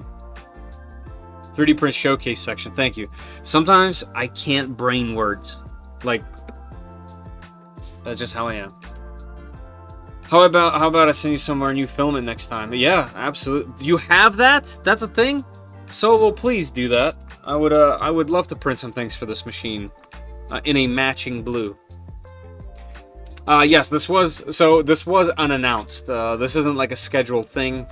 I just decided to check the machine out because that price was just too crazy. So just to clear things up, they are seeing this and hearing this at the same time as you guys are. And Sovol, I obviously appreciate your trust in with this machine, and giving me the time to get to it, because I probably don't recall, but I redid this whole studio to be able to do live feeds like this, so pretty happy about it. Alright, settings stored. I'm going to go ahead and do save again, just so that it's definitely stored. Alright, we should be good. Alright, let's get, is there movement? Let's go to, maybe it's in prepare. Yeah, move axis, C, let's go 10, move that up a bit. Alright, and then let me go back, let's prepare for PLA, that way the hot end is nice and hot, and then we'll start the benchy that's on the SD card.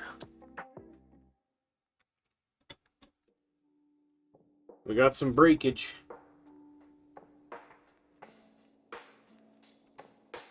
Oh, this filament is a little brittle.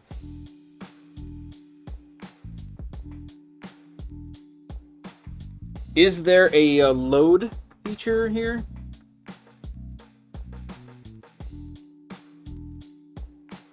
No, I guess I can just move axis. That's no problem.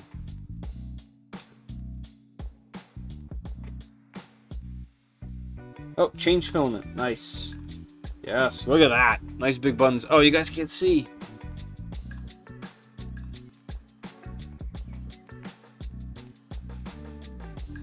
Look at that. Change filament? Well, yes. Oh, it's gonna do a whole procedure. So it's actually just spun the opposite way to remove any filament that was in there.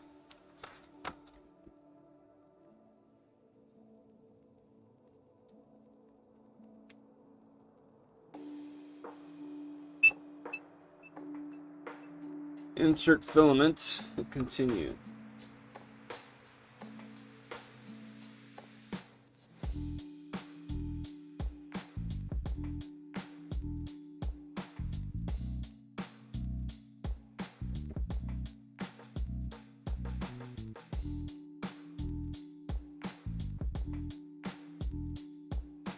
No? Purge more. let me cut this more sharp.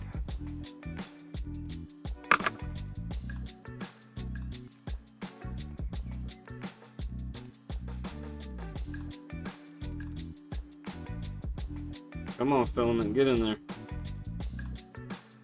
Purge more. Do we have a little piece of some other filament in there, maybe?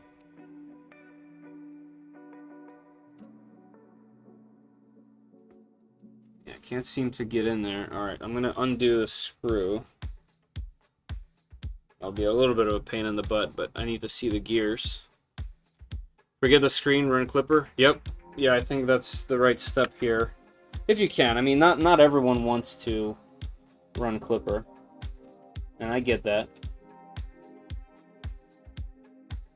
Alright, I see this filament is just bending just ever so gently in the wrong hole here. There we go. Oh, come on. So, I guess you might have to, huh? Send me some filament.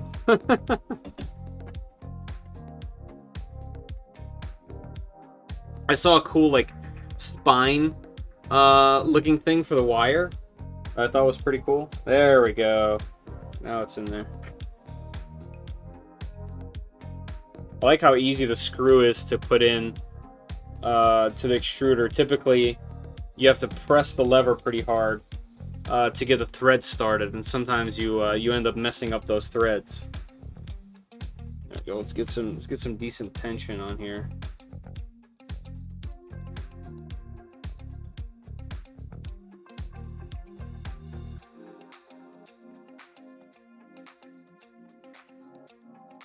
There we go.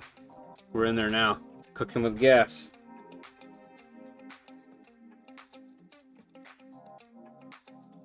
There we go. That's about where it was. Alright, purge more. There we go. Just have to get it in the right spot.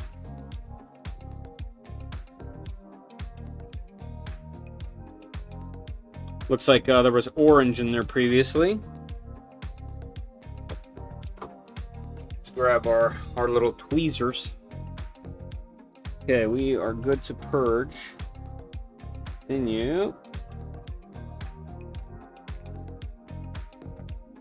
Please wait. Okay.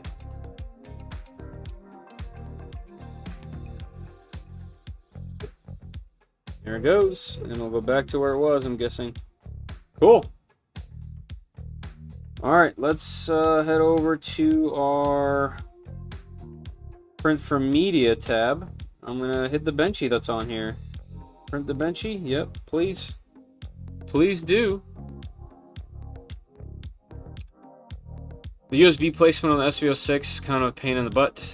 In my opinion, Clipper will be sending files way easier. No USB shuffle. I mean, don't forget, if you go on the aftermarket, if you go on printables, for example, you could very easily find a new case for that. So you can rearrange that any way you want. Yeah, Clipper obviously will make any kind of files easier. If you want to stick with Marlin, you can always do Octoprint.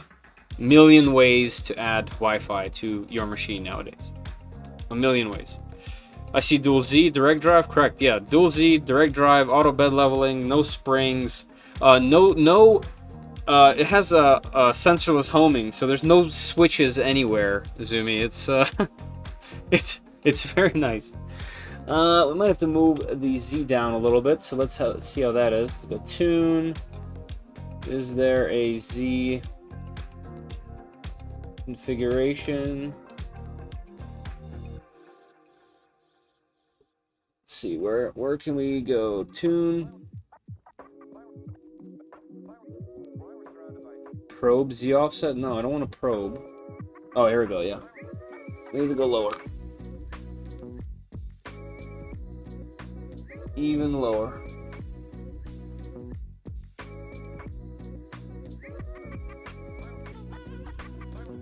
Even lower.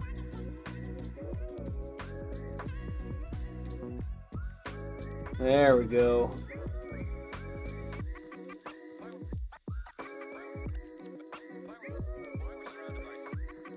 Yeah, that's looking good. I'll show you guys closer in a second, as soon as I get this level correct. Might be a little bit low now. Let me pick it up just a hair. Yep, I'm happy with that. Okay, we're gonna do that. Store settings. I love that I can do that right away. Look at that. So that's another really cool thing. There is linear advance right there. 0.04. So you can do that tune right there. I mean, it has all the settings. It has everything that you'd want. Interesting that it's printing at 185. That seems a little low. But it is a predetermined, pre-sliced file by them, so...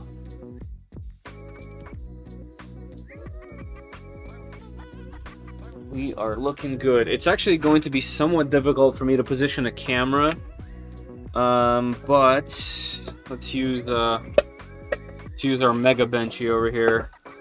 I'm gonna remove this camera for a sec here. Let me switch it to this so you guys don't like to puke. Stock? Yeah, it has, yeah, stock. There's nothing done to this. I just took it out of the box. So I won't have to buy a micro Swiss. No, you don't have to buy anything. It looks like it comes with everything. Everything that you did to your machine, I think this thing has. Not to hate a Marlin, but Clipper is the way. I mean, I agree.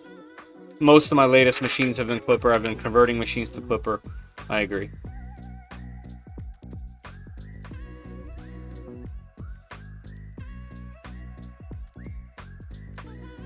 You can up the speed from tune directly. I say 200. Yes, I did notice that, and we might do that. Let it just get started so I can make sure that I have the Z correct. 100% the 5015 mod. Yeah, I do agree. I think a larger cooling fan would be the way to go. Let me see if I can get you guys a better view here. Sorry for the shakiness at first. Can I get this camera in a spot where you guys can see the print? Maybe here for now? Is that gonna make everyone nauseous for being crooked? I got it. Hold on. I got it. Let's use this.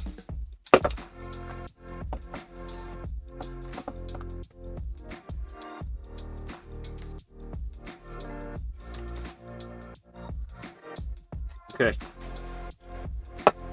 That will do for now. Raise the temperature to 205, it'll print better. Yeah, once I kick the speed up, let it do this the next couple layers here.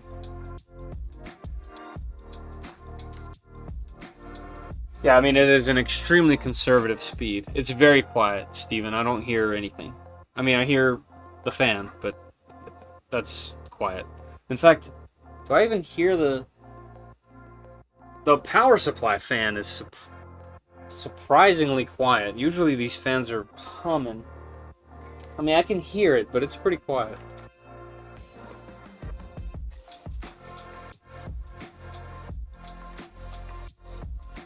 It's going to be very difficult to complain about this machine.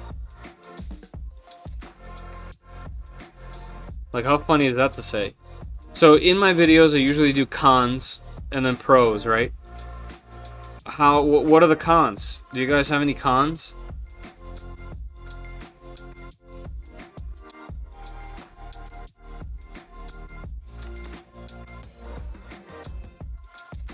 Well, that's going to be interesting. The bigger gear on the front of that extruder, I assume. So there's tensioners everywhere. You mean this gear, Zumi? That's just a nice little visualizer, and it'll also help you move the filament if you need to eject it faster. Although, I would just do it from the screen.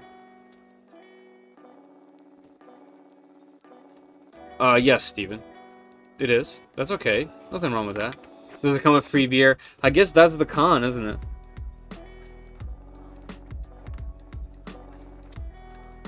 The gear is on the stepper motor shaft? Yes, it is.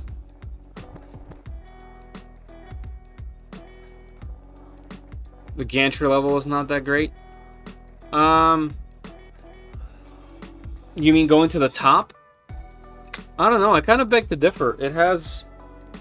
So, that gives you that makes sure that it will. Well, I guess so. You're saying it goes to the top and not like the bottom, for example, or not with the bed. So technically, once you have Clipper on here, because it has a probe, you can have it do that on just both sides of the bed itself instead of the top.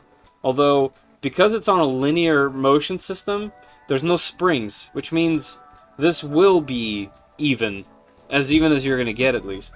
Unless you drop the machine and it's completely out of level. You know, it has stops, hard stops at the top.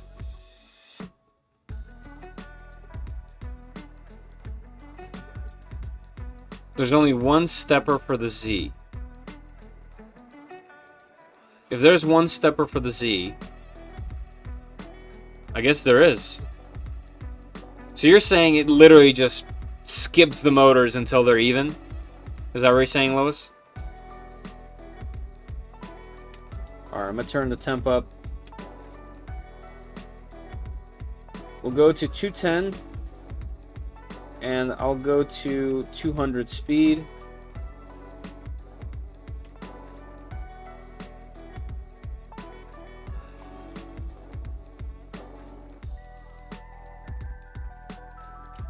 Alright, there we go. We got 210. And kicked it up to 200. Also needs cable strains. My cable is zip tied okay back there.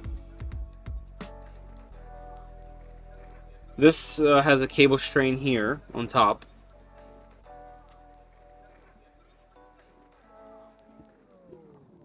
I think we're going to be really nitpicking.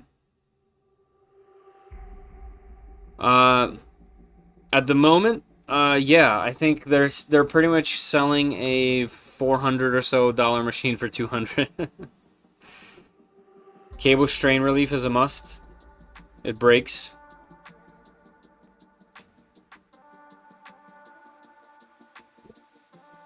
So mine has a plastic cable strain that's bolted onto the back of the bed, and the cable is zip tied to that. Adrian, is there something more than that? Do some machines not have that, maybe?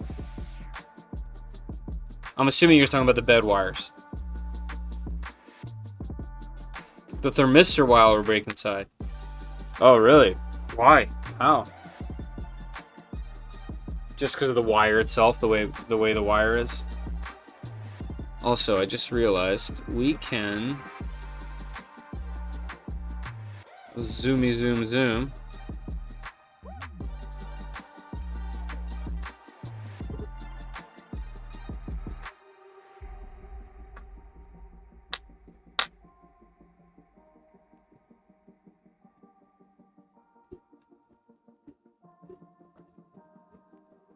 One thing for running Clipper is, it looks like you can probably do UART, but you'd have to unsolder some of the little traces there.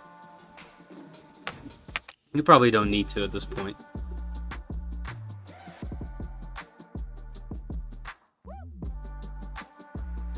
I like that it has a recent version of Marlin with full features. Even linear advance. That's great. Obviously, input shaping would be nice from Clipper, but I had to print another one for the bed just because of that. Look at that back hole. Surge. Because the cake crimps as it loops. The case crimps?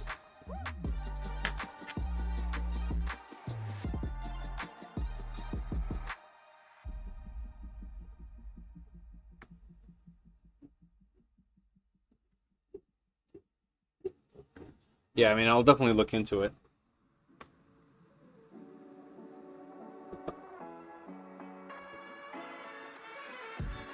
All in all, for more to do, and this has been running non-stop since January. Nice.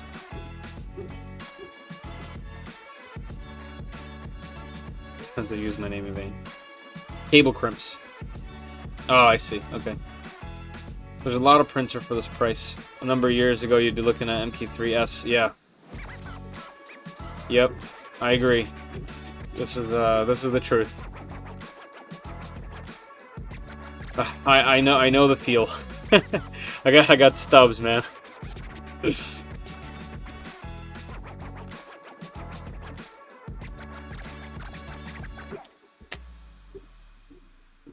How's the front looking? Pretty good.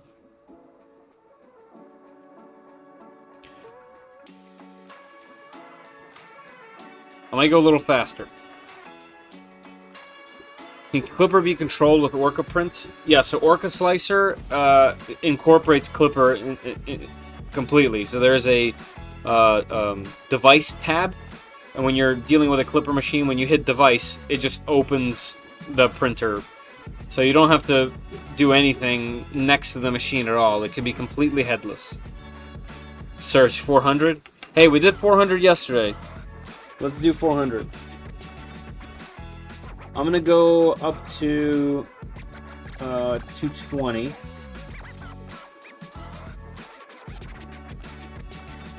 And we're gonna go 400.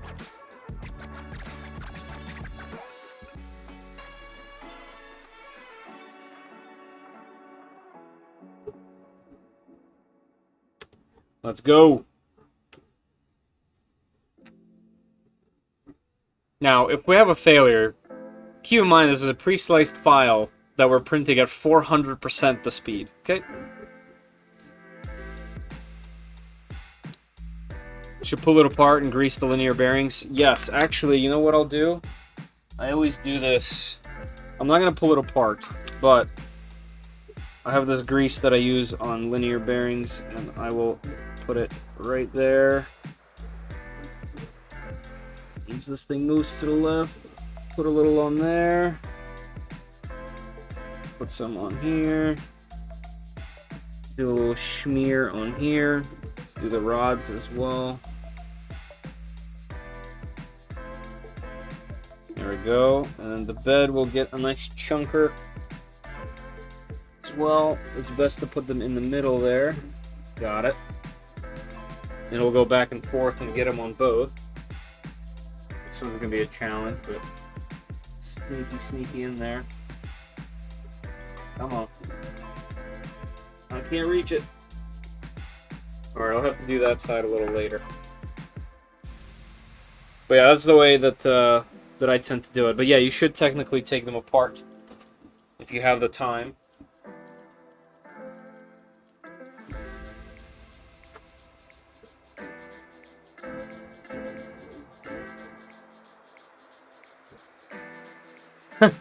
Lube your rod. That's right, I just lubed my rod on screen. On stream.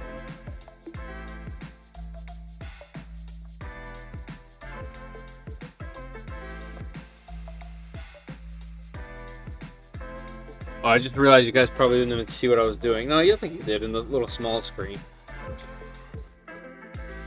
OnlyFans, that's right. That's you guys. You're my OnlyFans. All 7 or 8 of you. Actually, let's see how many. How many we got chilling with me today? 33. Nice. How many likes do we have with 33 people in here? 33 likes with 33 people watching? 34 people watching? That's pretty good. Thank you, everybody. Hey, Truggy. Thank you very much. Appreciate that. Thank you. Yeah, fans all over that room. There are so many fans in this room. We here. Hey, no worries, Adrian. Thank you for stopping by. Thank you for subbing. Thanks for chatting. Appreciate it. We'll see you here again. I don't know how many times I'll be able to do 3 streams in 3 nights, but whenever I can, I will. 6 a.m. and you have to get up at 8. Oh my, go close your eyes. What are you doing here? We here for the show.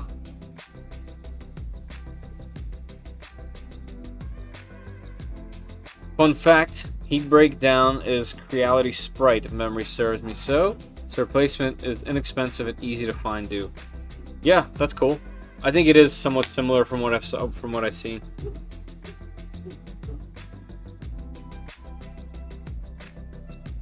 Ooh, also 4 AM. Yeah, that's pretty early / late, all things depending.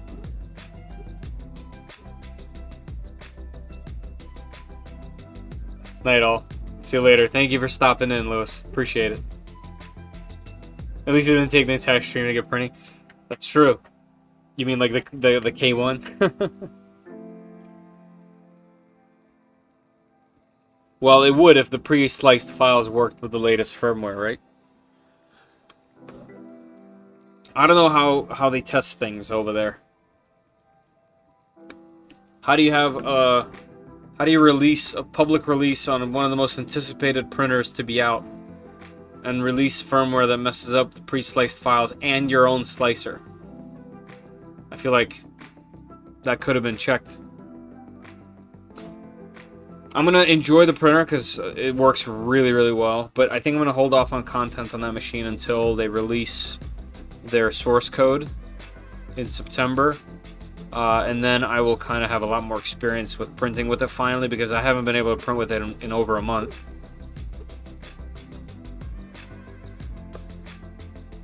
I gotta say, this is really enjoyable. It's quiet, it's clean, it's kind of a refreshing looking thing, even though it's like a classic, has like a classic look yet refreshing.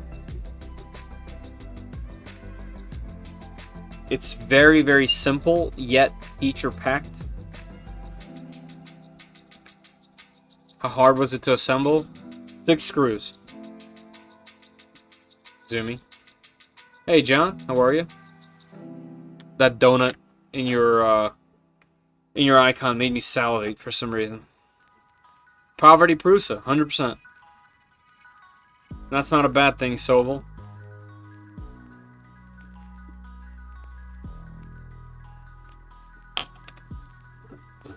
Rolls eyes, lube. I won't forget as fast as I could. I won't forget when I ran a print as fast as I could make the CR5 SR10. That'd throw the glass bed almost completely off. That's a lot for 500. That's a huge machine. I actually had that happen. I don't remember what the machine was, but I remember it was brand new. I put a print overnight, and I went up. And when I came down, the bed was on the ground. And the massive spaghetti mess. I guess the clips fell off and the bed it was a glass bed. It flew out of there. Designed it myself in Blender. Oh, cool. That's a cool skill to have. One that I would love to do, but I just don't have the time to learn. One of those things. Blender's neat. When I was doing visual design in college, some of my peers were in the animation section of the school. It was an art school in York, Pennsylvania, and they were doing such cool things with 3D back then. That was in 06. I bet now it's amazing. I mean, I had a bunch of 3D stuff, 3D render stuff. What was the thing called? Maya, I think it was called, something like that. I don't remember exactly what it was called, but I remember one of my first projects in 3D was a turntable. I used to want to be a DJ back in the day. And I made like a full turntable set, mixers, with all the knobs and faders and sliders. Oh, did my camera slide out somewhere else? It did. It's so hot. The camera's blazing hot. I think we might be able to go faster. Although it's printing pretty quickly. Took about a week, 2 hours a day. Nice. Yeah, there's a lot of nice tutorials out there. Gotta love the fact that you can learn pretty much anything on YouTube.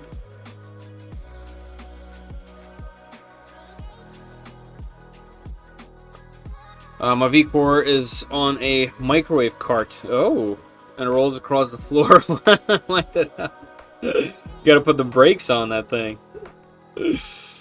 Has anyone clippered this one yet? Yeah, there's a ton of clipperized SV06s all over the place. There's already predetermined configs out there. The cool part is they don't come in any other way except for this, so you can have literally a turnkey clipper setup with this machine. Crank it up. Yeah, there's definitely clipper profiles all over the place. All right, let's go a little higher. I think 220 is good enough. The cooling's keeping up. Let's go faster. So let's do 450%. There we go. Now I can finally hear it working.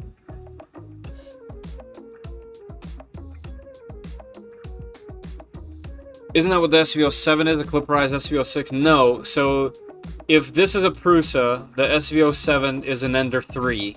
So this has linear motion. The SV07 goes back to V-slot wheels. So it's still linear, but it's not linear motion in the sense where these are linear rods.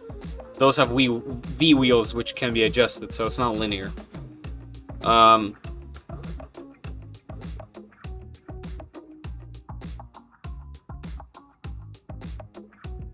So when you did leveling, you had to set the offset, or was it fine? I hate dealing with offset. So you only set offset one time on these, and then what you do is you set it, you save it, and then the very first print, you want to set yourself up either a brim or a skirt that's pretty lengthy, and in that time you want to do the Z offset on the screen, whatever printer it is. That's generally how I do it, to perfect it in the skirt or the whatever during the first print. And then when you save that should be the last time you do that. So in this machine you shouldn't have to do it ever again, really. Good night from Germany. Definitely good night. Kim das Schrench. I can't do German. I can do Russian. Maybe Spanish. Kim, thanks for stopping by. I can't tell if you're coming in or leaving, but thank you for being here.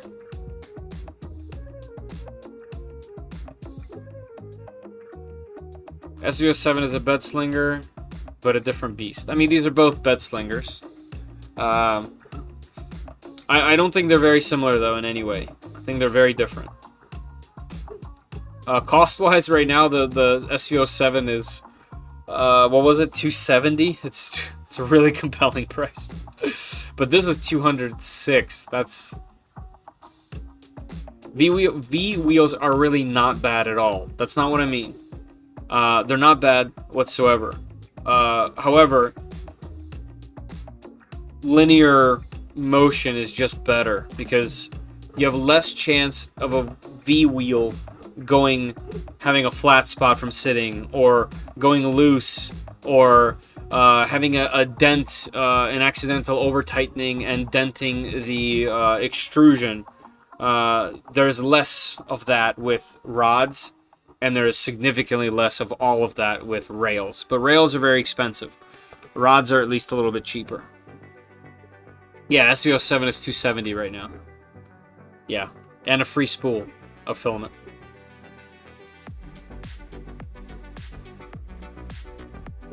John Jacob Jinkelheimer speaking. That's the extent of my German. Yeah, mine too. I've listened to Rammstein since, I guess, high school, since 05. I've seen them twice. That's the extent of my German. Rammstein. Excuse me, I said it all American. And I could sing along and pretend like I know what they're saying.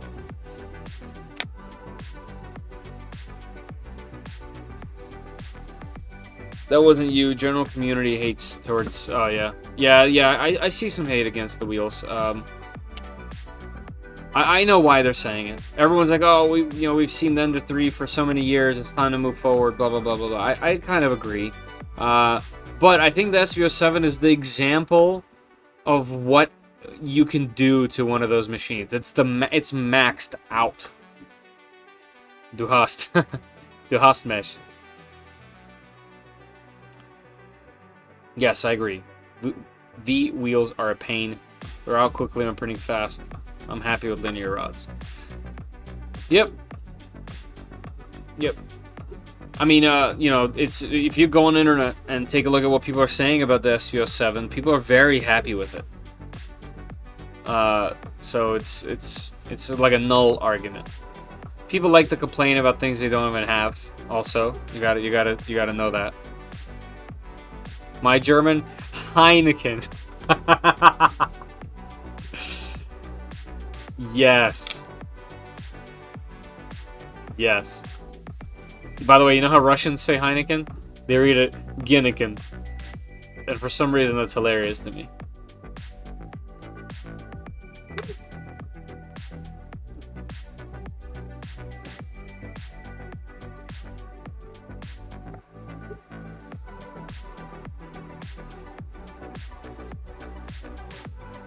I mean, what are we at? We're at 450% speed. Obviously, you can't accelerate fast enough when printing a Benchy, but it's not bad. What time we got? 11:14? It's not bad. 28% in, 30 minutes in. You know, we're not dealing with a speed demon here. That's not the point.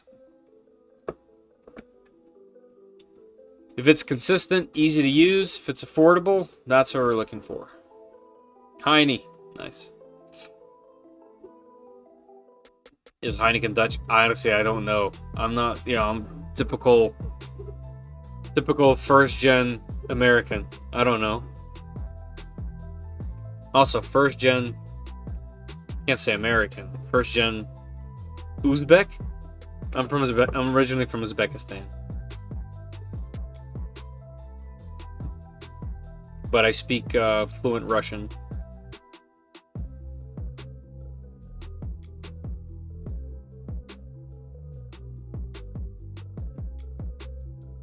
Can't say I read and write in Russian. That's different. I was 7 years old when I moved here.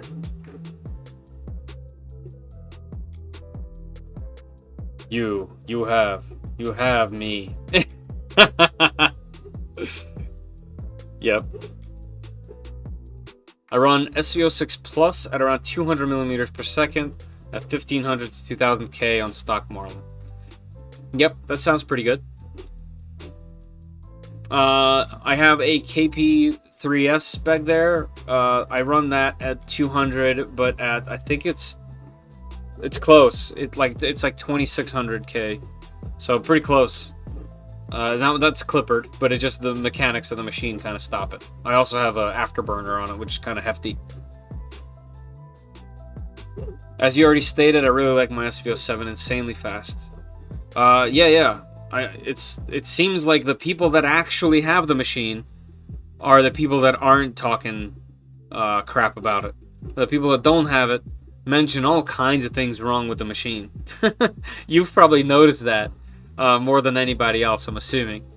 But typically the people that down talk the machine don't have it. I took Russian in high school just in case. I ended up taking Spanish in high school, but that's because they stopped allowing anything else. So a few years before me, you were allowed to take Russian as an option in high school, like you said. But then they removed that from my school. Obviously, I would have taken Russian, and then that would have been my first A in high school. But I had to take Spanish, was the only option. So I know, like, Tocar la bolsara, Engato es mi pantalones, Donde es biblioteca? That's what I learned in Spanish. Cat on my pants, where's the library? Take out the trash. There's a cat in your pants, yeah. That's high school. High school Spanish. Hey, thanks for subbing, Victor. Welcome. Welcome to the gang.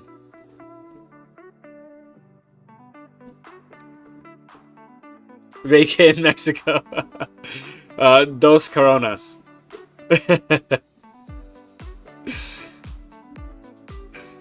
I got it because of Clipper, cheap, easy way to get into Clipper, prints like my SV06, perfect out of the box. Yeah, I think that's the description that I get from people that have it. Ooh, я ничего не знаю. Look at that. That means I don't know anything. Por favor! We're bilingual up in here, guys.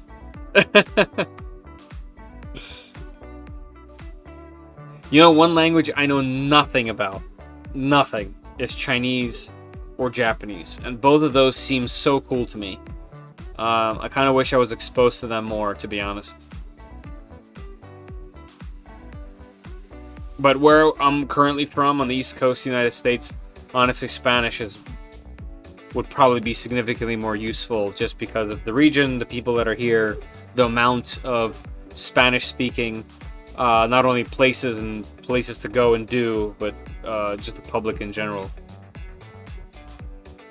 Merci. Oh, I can't even say the other word because Mercu, Bercu. French and Italian I can't do at all. Are you going to Earth? Earth is about 10 minutes from my house. Yes. I only found that out on the last day of Earth last year. I had no idea where it was. People kept asking me about it, and I was like, oh, no, I'm not going. And then someone was like, a local friend, was like, hey, you're like here. I'm like, what do you mean? They're like, you live here. And I was blown away. I had no idea. Lauren, I have no idea what that says. Maybe I shouldn't have put that up, all things considered. Yeah, I'm not the most like social butterfly. This is easy for me because no one's actually here. But like, I have a lot of like weird anxiety issues, to be honest. But I think I'll enjoy going and speaking to everybody. I actually, in preparation, I don't know what I'm gonna do. I'm just gonna walk around and be awkward. But in preparation, I ordered some stickers. So if you guys do see me, you know, I apologize for my awkwardness, but I'll have these in my pocket. So feel free to say hi, and if you do, I will hand a sticker over. Hopefully, I'll get to meet some friends like Nathan. Who else? I'm not sure Randy May is going. I gotta ask if he is. I'm not sure. Ballistic, hopefully he'll go. Brian from Ballistic Tech. So it'll be cool to meet, you know, similar like-minded people around. We'll see.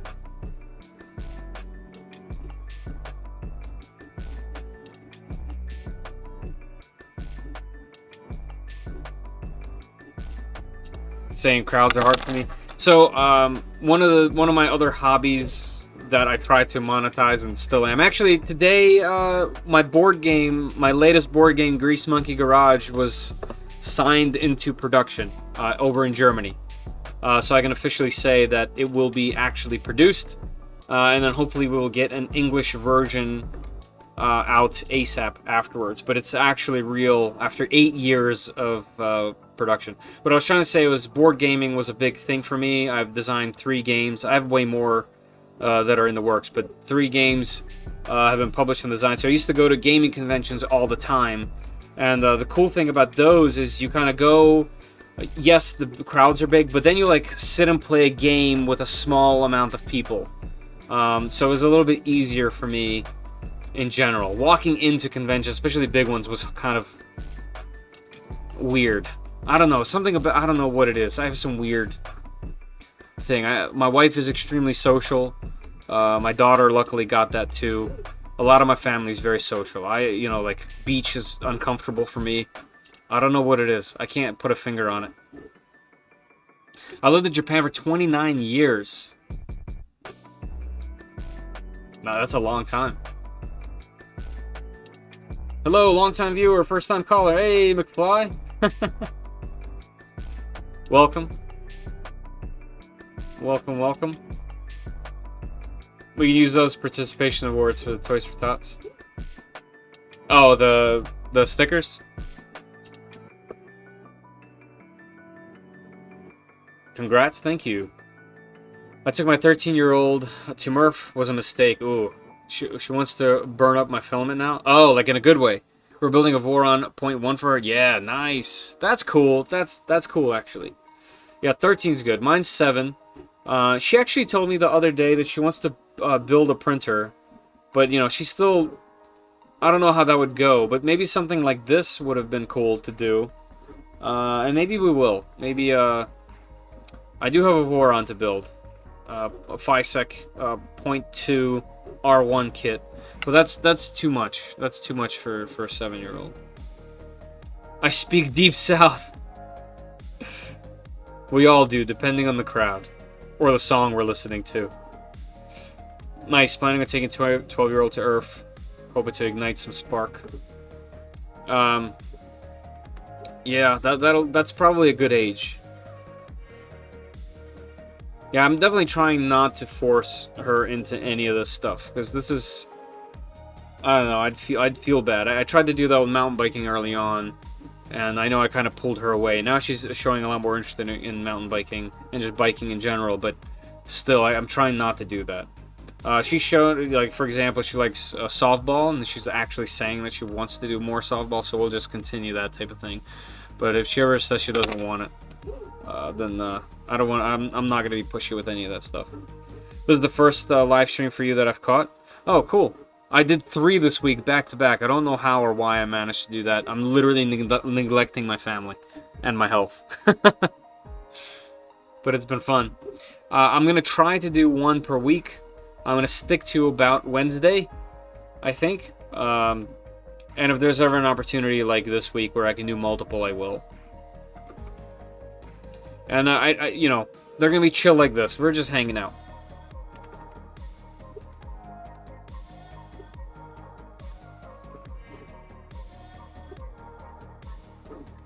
So we're about 42% on the benchy. What time is it? 11:24.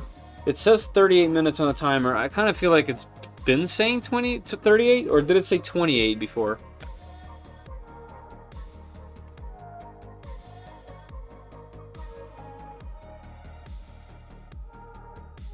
I mean, listen, we're not going stupid fast, breakneck speeds here, but that's a good looking benchy. You guys want to see a different angle on it?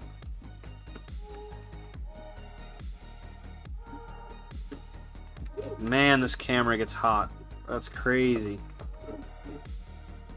This thing is scolding. Alright, hold on. Bear with me. I gotta get some tape.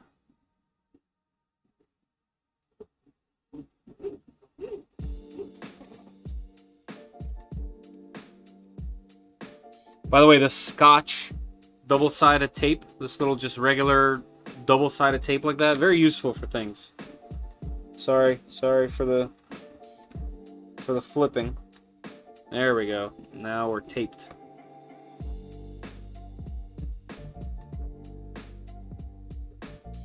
There we go. Slightly different view.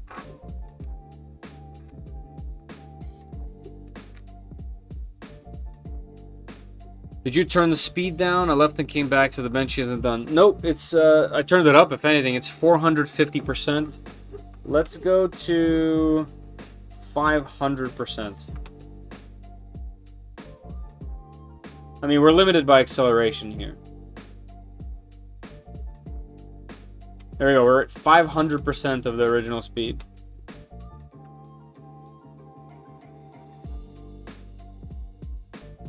It looks good. K1 upgrade was a nice stream. Enjoyed it. Yeah, we ran into some issues, but I like that towards the end of the stream we like resolved the problem. Lauren, I don't remember if you were in here earlier, but here is what I printed last night on the K1. A literally flawless Benchy 2.0. Like, just not a single little inkling of an issue. So like I mentioned, the problem was quite literally Creality Print and the pre-sliced files. They do not work with the latest update. Maybe the software timer was made by Microsoft. Yeah, no, this looks good. This looks good. What's the matter, Serge? Oh, just because of the speed? Yeah, I think we're limited by acceleration. Oh, the open plug? Yeah, right here. Yeah, I don't know what that open plug's for. Does the part cooling fan go all the way around? No. It goes on two sides? Yeah, two sides. It was like an L. I'm like thinking back to when I unboxed it. I think the cooling could be improved, although for this speed you don't need it. If you're going to go faster, I think at least a 40-15 fan would be nice. There's lots of printable upgrades for it. And they put the fan in the back, which is also huge because then you get to see the actual print from the front. Acceleration of flow limited, yeah. Oh, someone has a decent K1 Orca profile on GitHub. I can link in Discord. Yes, please. But actually, yeah, link it. I'll combine it because I want to make my own. Now that I'm slightly better versed in Orca. Bamboo or K1? K1. I don't have a Bamboo. Bamboo refuses to answer any of my emails. Hard to support a company that won't even reply.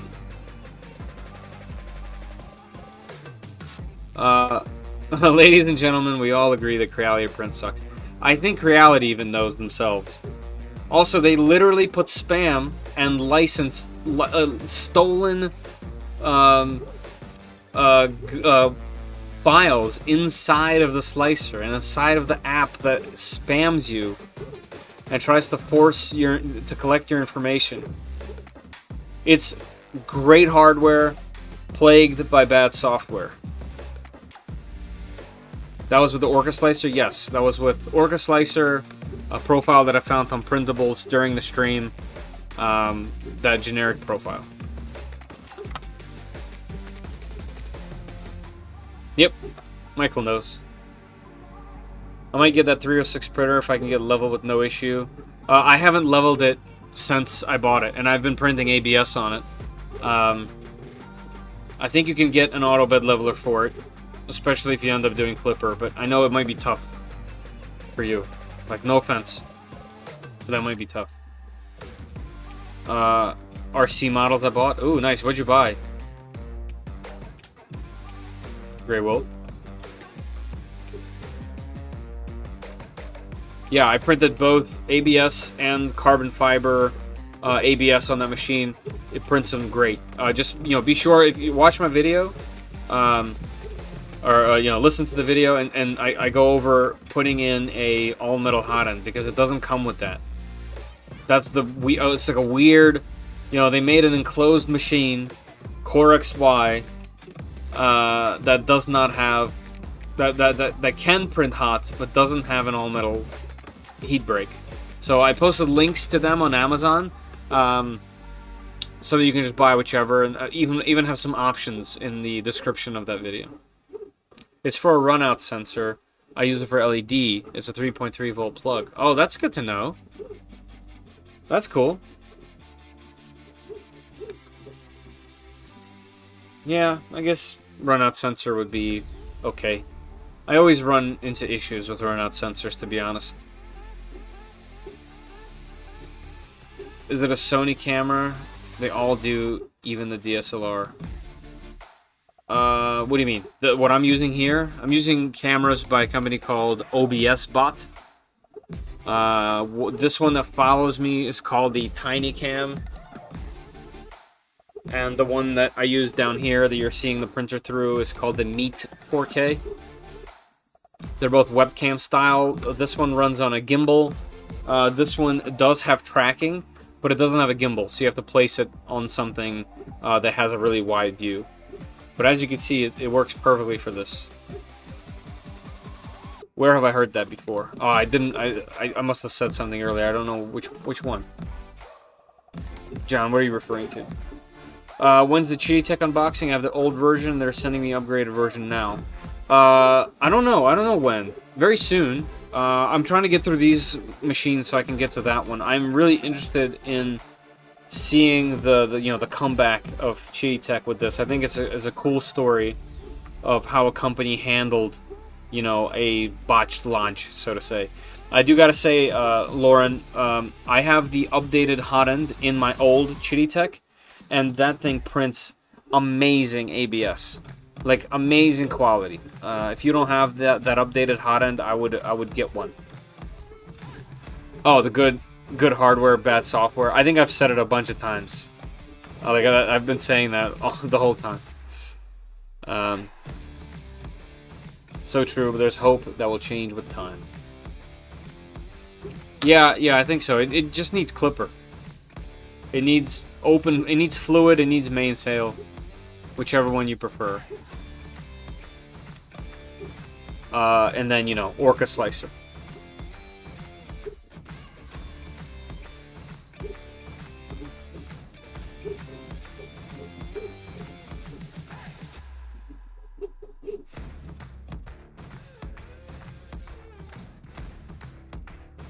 That is a good looking benchy. That is a good looking benchy. I'm hoping we can get it under an hour. It's at 40. It's already at 47 minutes. That might be tough actually. 52%.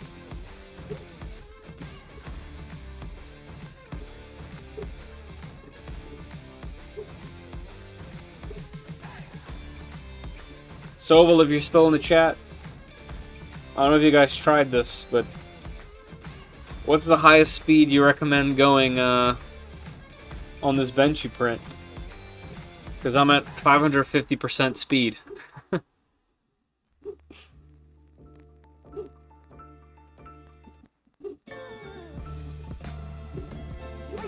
Ooh, nice song. Who's this by? Mountaineer. Hey, the 4x4 Rancher and the buggy. Nice. Yeah, the buggy's cool. The Rancher is also cool. Super fun projects. Super fun projects. Lots to print. Do the buggy first. As a nice intro. Way less parts. I want the van. I want to do the van. I just don't have the time. I have the bamboo hardtop. I did open diffs in the front, locked in the rear. And then I have a pretty heavily modded, what do they call it? Landy wagon. That I designed a bunch of little parts for here and there. Hey, Renovic, how are you? Can you change the acceleration during the print? I doubt it.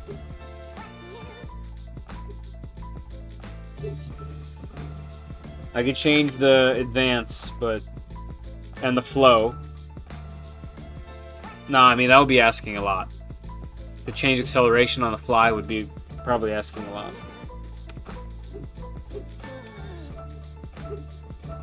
I mean, I can get to velocity and acceleration.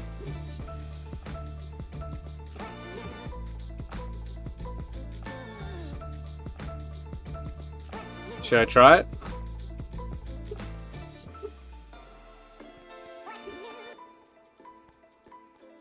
No, I can only go down. Although, maybe that's because max acceleration is set to 500. Let me see. Okay, I'm gonna turn the max accel to 1000. And then I'm gonna go up to accel.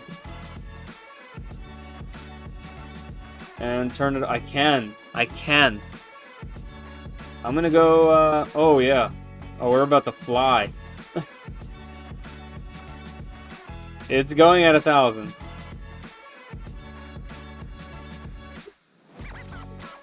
Alright, so basically you control the acceleration with max accel.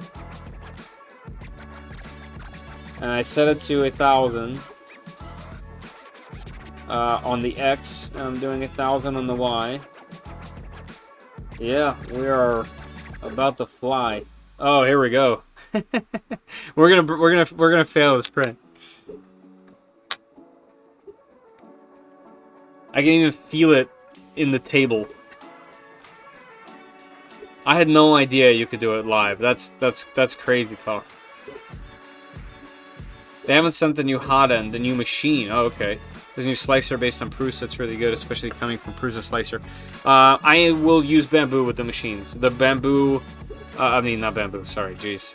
Orca slicer with the machines. They have predetermined slicer files in it already, and they're really good. I have a tuned one where I don't want to leave it. It is exactly how I want it. But I'm definitely impressed with the hot end on the old machine. It's fixed, in my opinion.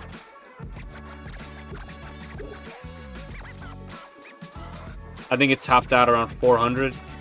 Oh no, I got it to 1,000. Hey Jeff, race truck. That's cool.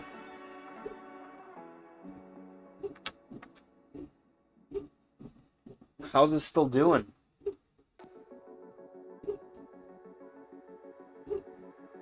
Yeah, I mean, I can see a little bit of ringing because we're pushing this thing without tuning it. Waiting to hear the hot end fly off. So we've bumped the acceleration by double, and we're at 550% print speed. And it's doing it. Flow rate. You can change the flow rate, but I don't think it needs more flow.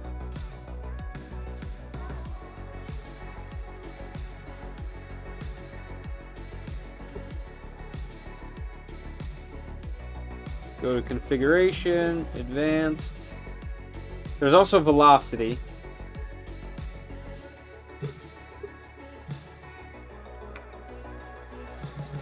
So I can turn the velocity up.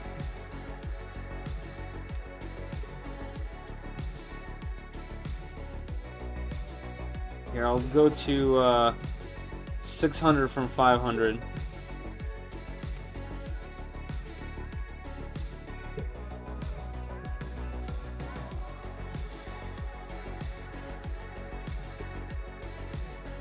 This is like live tuning the machine.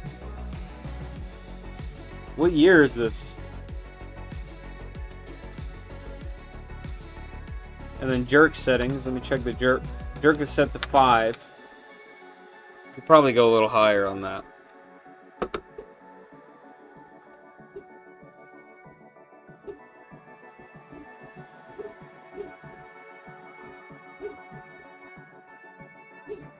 Let's do 6 on the jerk.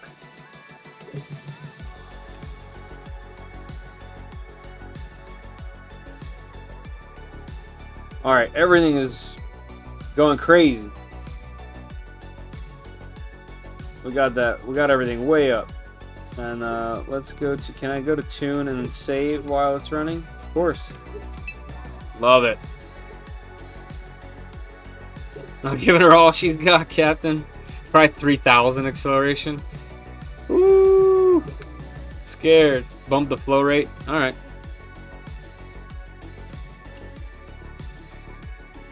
Let's go 120% flow.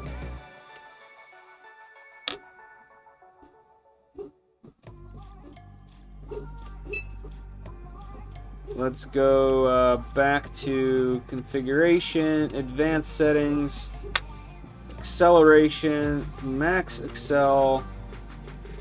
Let's go 2K.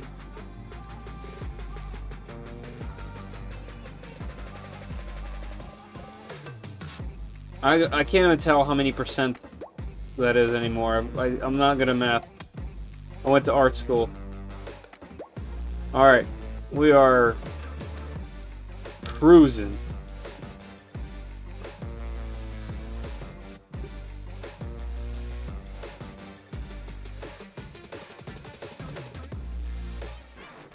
Changing the travel acceleration, although I don't think it lets me. Yeah, I think it's just based on the max.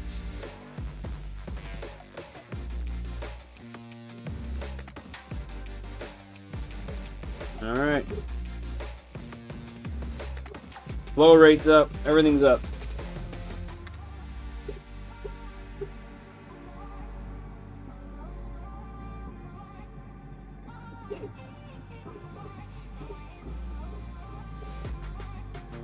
Things Marlin lets you do without compiling itself because it's difficult to compile.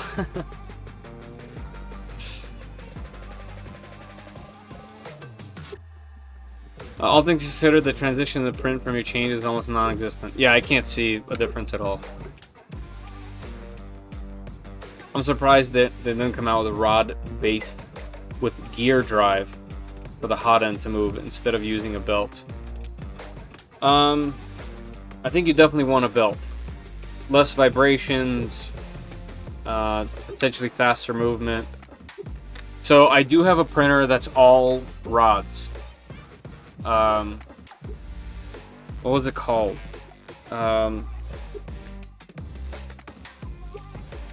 Hicktop. It was a machine by Hicktop. I have it in my office. I'm actually probably going to be getting rid of it very soon because I just don't use it. But it's clunky. It's a bit loud. It has potential to be good, but like I think it's plagued by their own firmware yet again and proprietary hardware, like the board. But yeah, there's definitely a reason why lead screw based machines aren't popular. Art is just visual math. That's true. So in design, so I do a lot of user experience design, UX design. One of the things I do when I do actual visual design is I use the Fibonacci sequence, which I don't know if you guys are familiar. It's that little shell figure that basically the way the nature does proportions. If you apply that theory and that math to your user experience and visual design, you actually end up with perfect proportions in whatever you're designing, whether it's identity like logo or buttons, whatever it might be. So I use that grid everywhere and all the time. So yeah, I actually like that statement. Art is visual math. Yeah, the poor machine's going to explode. Nah, it's good.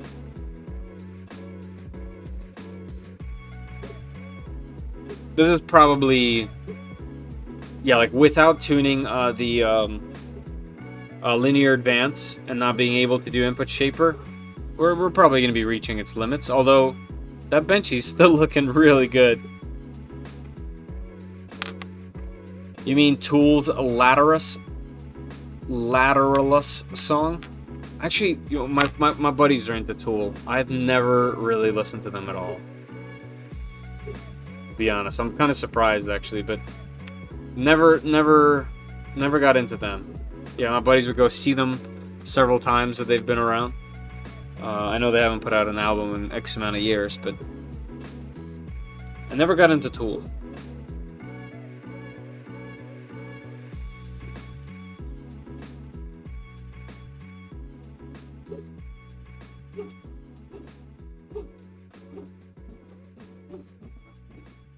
So I can't actually see where we turned the flow up. Let me see if I can point to that spot on the camera. So right there, there's a bulge across everything that it's printed. So when I turned up the flow to 120, I don't think that did the thing that you guys thought it would do. Like on Clipper and in the slicer, flow might work that way, but here flow is at the speeds you set, how much it's actually pushing. So I think it didn't increase the speed, I think it just increased the actual flow, like how much it's pushing through.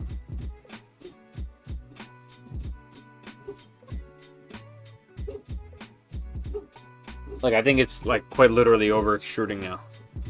It didn't increase the flow rate, just the amount that's coming out. Yeah. Oh, does it? The Fibonacci sequence? Yeah, I'm a fan. I'm a huge fan. Oh, nice. That's good. That's good, Runovic. Alright, I'm going to turn the flow back down a bit.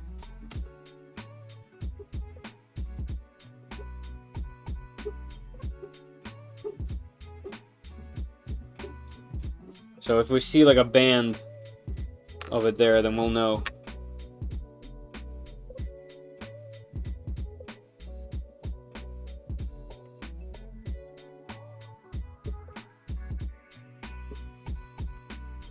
Let's kick it up to 600% speed.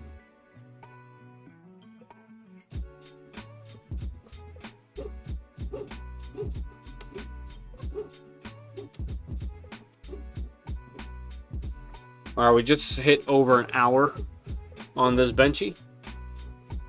you know, not a speed demon. That's okay.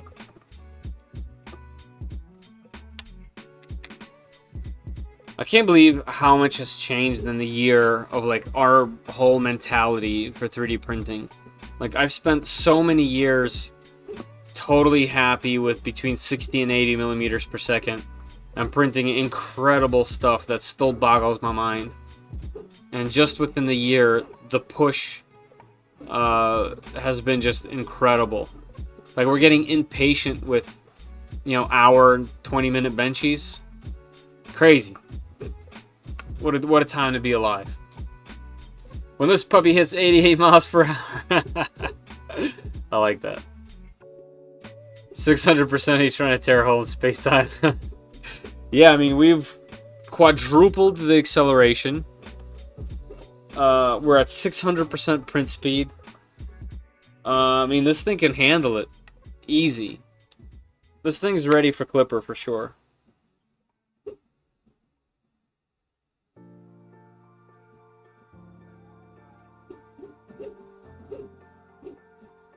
So many messages.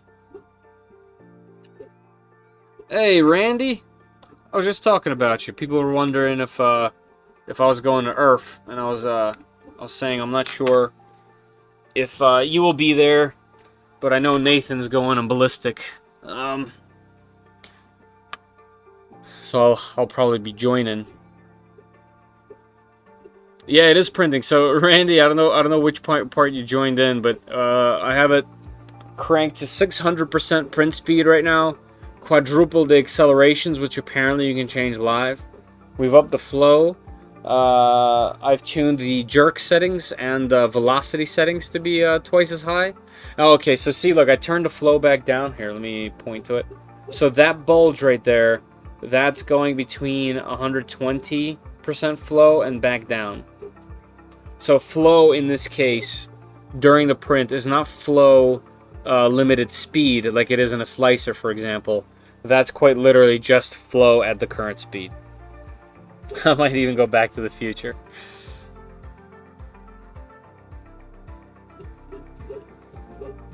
Speed has always been my issue. I've wanted to go faster. 100 millimeters is great, but I still want faster. Yeah, it's like a luxury. Yeah, I agree. It's kind of astonishing to watch a K1 or even the Voron, even though it's slower, to print. You just kind of get mesmerized by how fast it is. It's almost unbelievable.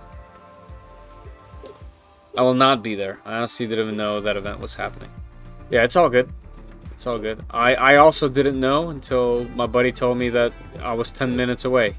And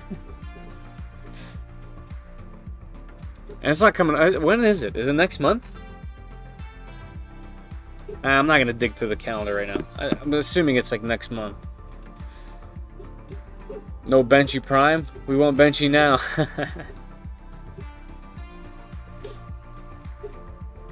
Yeah, I mean, this thing is ready to fly with Clipper. It assembled extremely easily. It's fairly quiet, very smooth, has everything that you would want. It looks good. I don't know. It's Randy at the moment, as you can see right there, right above me. It is $206 on Amazon. How crazy is that?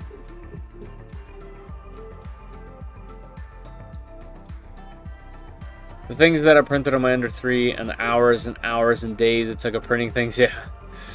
Now they take less time with advancements. It's the need for speed. Yeah, I mean, my room is surrounded, like I'm surrounded by things that took hours and hours to print. The original Landy 4x4 truck took like a month. Yeah, it's stupid cheap. Yeah, that's... Yeah. And Sovol was in the chat, giving us hints about their next machine. Which was cool. Rocky Mountain Rep Route Festival was awesome. Yeah. Yeah, I don't know. I have never been to a 3D printing event. I've been to countless and endless board gaming events, but never, and I haven't gone in years, honestly. Since well before COVID, I stopped going. But I still play pretty much often. I still, till this day, even after all of these years, I guess like 8 years or so, I've been counting every single play that I've ever had on Board Game Geek. Nerds. The only mods you need for Clipper is the 50-15 fan, right? Because you're going to go faster and you'll run out, yeah. A CHC clone nozzle will also help. Also very inexpensive. Yeah, buying a 50-15 fan and a nozzle at the same time you buy this would be very inexpensive and worthwhile in my opinion. Dude, it's so laid back. We were watching them pop death racers and drones with nerve blasters. Oh yeah, I did see the nerve blasters shooting at the little drone.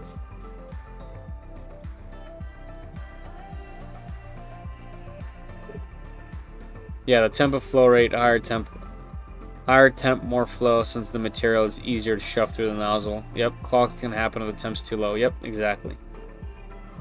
Speed is why I have not printed a lot of things. I found a honeycomb wall storage files of printables where the guy stacked 13 sections on the bamboo plate. Yes. Alternates PLA and PTG. Won't stick. Oh, yeah. Yeah, I know what you're talking about. I just saw it on the, I think, what, the next layer. Yeah, I printed all of my honeycomb that's still on the floor back there.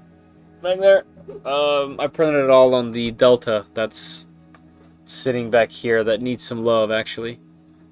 I love that thing. Cool printer. Wish I had more time in the day to, like, enjoy all of them.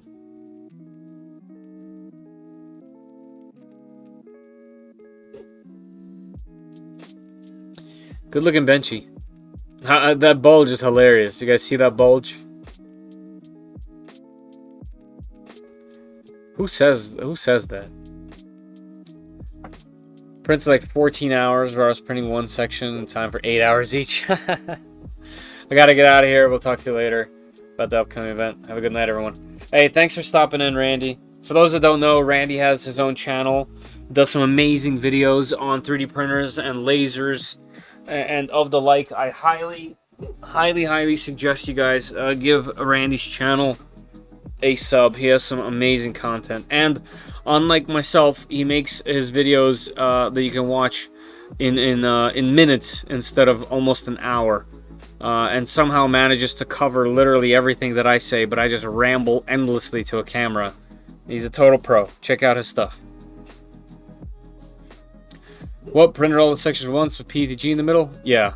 Yes, that's how that file is set up. I just ordered the Chitty X+3. I might go grab one of these just because. Nice. Yeah, the X+3 is really cool. I love mine.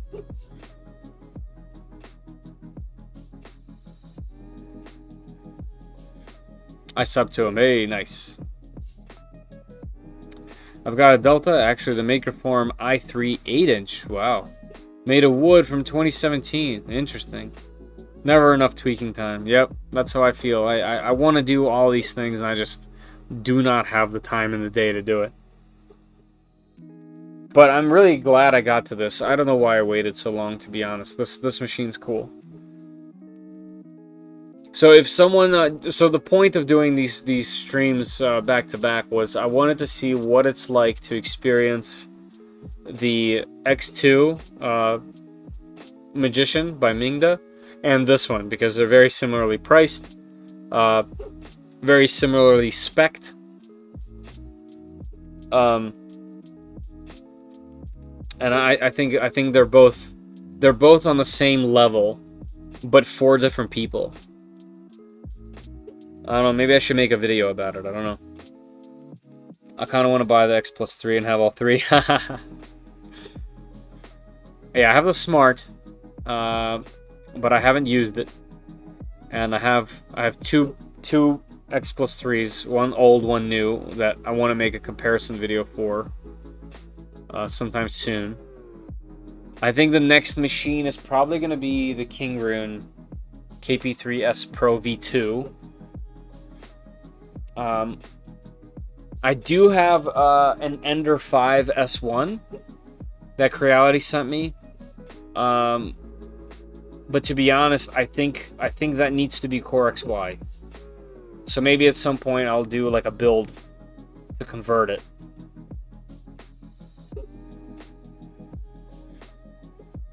Looks like with all of our tweaks, we got a little bit of stringing going on, some tiny little hairs. That looks like that's only happening at the top. There's none of that at the bottom. So it's related to just tweaking these things on the fly. So what I plan on doing is later tonight, like before I go to bed, I know it's already 12, but I will print one of these because I printed this on the... too close. Hold on. I printed this guy on the X2, so it'd be nice to do a comparison. I mean, we are so spoiled nowadays. It would have taken not only ages, but to get this quality on an older machine, just like 5 years ago, it would have been like a miracle. And now you can take a printer out of the box with zero skill and print in place. It's just crazy. 0G, yeah. It's just expensive in my opinion. Like the Ender 5 S1 is not cheap. It is really expensive. The same price as the K1. Because you gotta buy the panels if you want it to be closed and not even on top, just the rounded panels. And that's expensive. It's really expensive. I get that it's solid and probably like the best Ender, if that makes sense, because it's not a jalopy. It's like an enclosed machine. But I don't know. Pop top benchy. A belt printer. Like convert the Ender to a belt printer. Wonder what I would do. Just endlessly print benchies.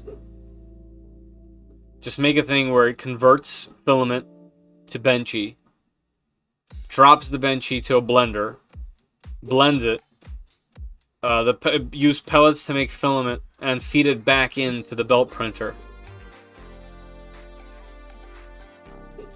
Michael, which one? The Ender or the G0G?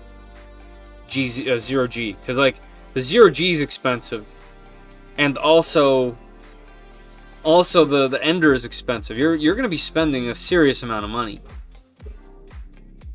Why does no one talk about the Ender 6? I don't even know what the Ender 6 is.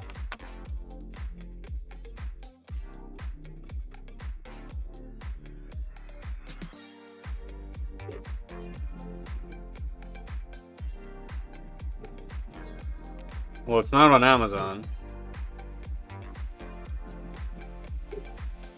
What's an Ender 6? Oh.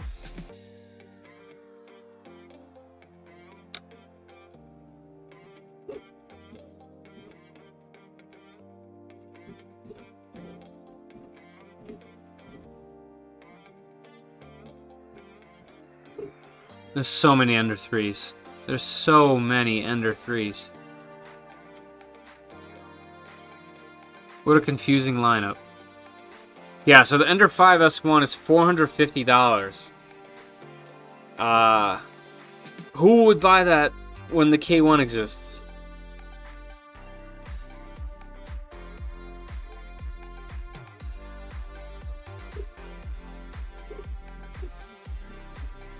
I don't see an Ender 6.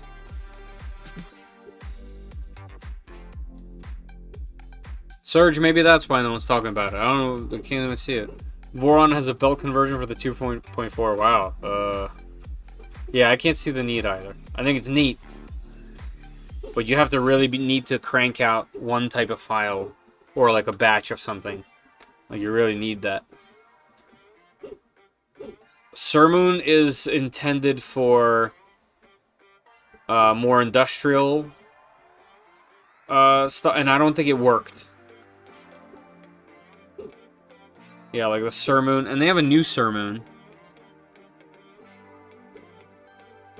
Surmoon D3, D3 Pro, D1. That was the first one. Yeah, like this one's brand new. This just came out. Yeah, dual heads. I mean, come on, it's $3 grand. I don't think this is gonna happen. IDEX, it's not IDEX, it's just dual heads. I don't know, I don't think this is gonna happen. Like, this is a serious question. Why would you buy this machine for $2,800 if you can buy a Bamboo with AMS sold out?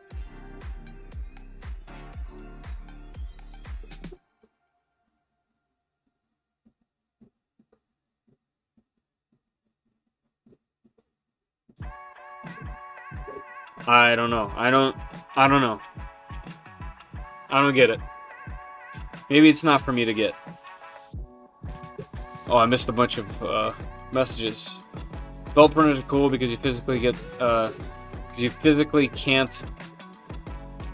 Belt printers are cool if you physically can't be next to your printers a lot. Yes. Yeah, if you need to print batch, like if you're just a hobbyist, you don't need one. Banshee Centipede! I like that it has a name. Stone Farmer. Aquila. Yes. Thanks for the info on the SV06 and sale on Amazon. Just ordered my second one. Awesome. It's been a great printer with no issues. Planning on enclosing these. Yeah, this is a no-brainer. If you're in the market for a printer, $200 for this is an absolute steal. I don't know what other companies are gonna have to do to beat that. What are they gonna do? Offer more? There's nothing more you can offer. So the only thing you can do is go less. They're gonna go bankrupt. Owned a couple of them. Great but dead. Oh, isn't like Ender 6. Yeah, K1 is just... Yeah. Rook. Yeah. Rook's cool. I'd like to build one at some point. Pre-K1. That's a funny name. Pass on the Ender 5 S1. Yeah, I just don't know. I don't know what it's about. I don't want to just make a video that's just like full of negative. So I haven't made one on it. It's just kind of sitting there for now.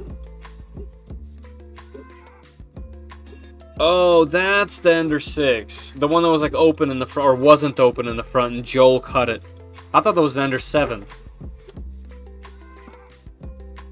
That's why I've not made yeah. It seems like it's extremely expensive. I mean, technically, you could probably use files from a Voron to just make it, right? Like, literally use Voron parts. Jim at edge of desk liked his.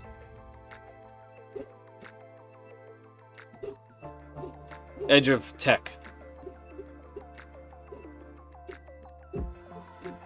Like for me, I can't keep a printer in my dorm room during the school year, so I'd only be able to take parts off of printers during certain times. So for them, they just fall off without someone being there.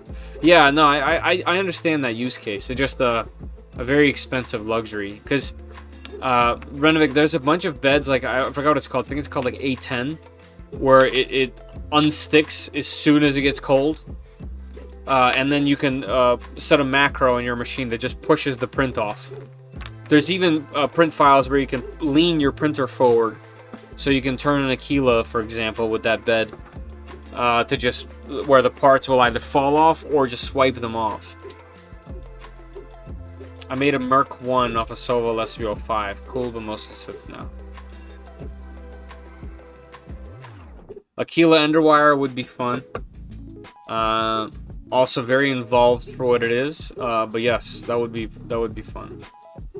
Also, just as a random thing, not that I'm gonna stop for any reason, but the Voron build that was like 50 plus hours of live streams, plus 2 videos, and what, 2 months of my time, that got like record lows in all of metrics on YouTube for my channel.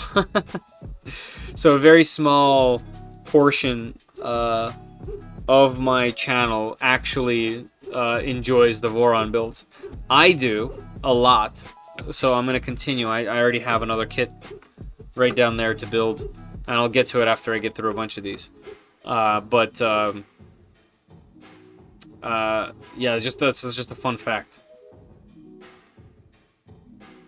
But in a couple of months, they'll be out with a D3. Forget about that one. Oh. Under 6 is dead. Trunksy, DO1 Plus. Trunksy makes some big machines. Next thing is at home CNC machines. Yes, those are also coming down in price tremendously. One of my dreams, just in general, is to keep 3D printing until I can do metal. If that makes sense. Like, not that there's anything wrong with plastic, so on and so forth, but I would love to, coming from an automotive like background of where my hobbies are and interests are, and mountain biking, I would absolutely love to be able to mill / machine / somehow make something in metal. That's kind of the dream. John, I don't know if I just called this, might too late. I'm a little behind in the chat. You guys are going fast tonight, but have a good night. Thank you for popping in. Voxelab is discounting their printers to keep them under. Yeah, I have no idea what Voxelab is up to. No idea. They've always had some miscommunication between the departments on the inside. There's a disconnect between the engineers and the marketing team. There's a disconnect between the marketing team and the people that were put in charge of the Facebook groups or social media just in general. They were very different. It's very clear that the engineers wanted to do stuff, but I don't know if they were limited or not allowed or what, because they always tried to like innovate in their own little sneaky little ways, but were never able to really.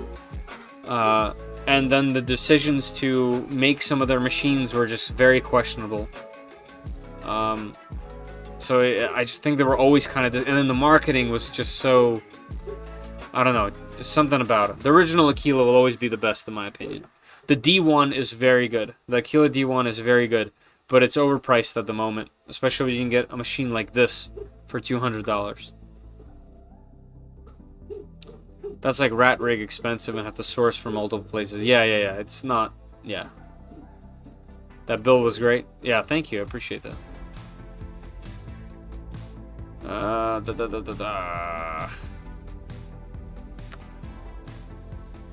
Couldn't get the 500 through my doorways. Wow. Glad I settled on the 400. That's big. Blows my mind. Haven't seen any of their printers up for review. It's like dead quiet. What do you mean? Which one? Who? Voxelab? Because if you're talking about Voxelab, and I'll go riffing about it, because they made the same printer over and over again, and people were sick about Creality doing it, and they just did exactly the same thing. They over-made the same printer, and then they made the Pro, which was proprietary, like the Aries is, and they refused to open it, which doesn't make sense. It started as an open machine, and they made their own proprietary stuff and refused to open it. It doesn't make sense. No one likes that. No one. Like the Aries being closed kind of makes sense, but the Aquila Pro does not.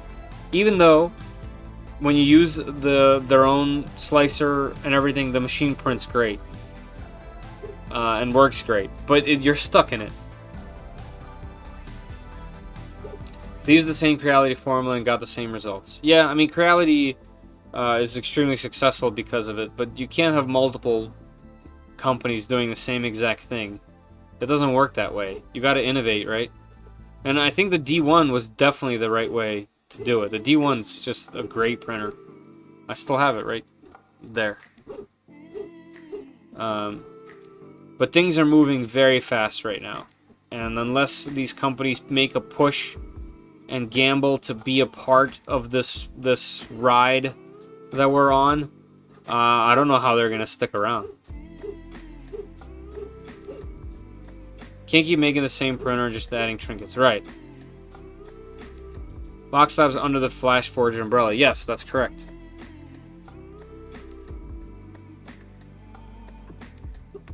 Yeah, I think FlashForge had a hold on them. Like, FlashForge couldn't put out the Aquila. So I think they made the right move by making a sister company. But I just don't know what happened. I have a feeling the entire company, the entire move was kind of an experiment. And it was successful, but it went in the wrong direction, in my opinion. Not enough innovation. Yeah, the past few machines that they've had, I don't even know about. Just people have mentioned it, like asked me, because they see my Aquila stuff, and then they ask me if I have one, and I don't. I have a Voxelab resin printer. Me too. It's all the way in the back. I have the original Proxima, the 2K, and it's a really great printer, but I just don't like resin. Michael, no. They said that they're not going to send any out. They did send me the Kingroon KP3S Pro V2, the KP3S Pro that runs Clipper out of the box. So I will be looking at that because that sounds fun. Small machine on Clipper is always fun. But not the KLP1. I would wait. Wish I did more research on printers. I have the Aquila X2 and heard that they have issues with wires and start fires. No, that's not true. I've had like 6 Aquila X2s. Definitely never had any kind of problems like that.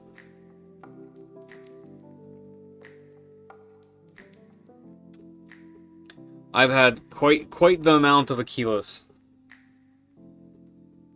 Yeah, Aquila X2s are solid. The problem with the X2, literally, the main problem with the X2 is the filament sensor. It goes bad, and also the thermistor does too.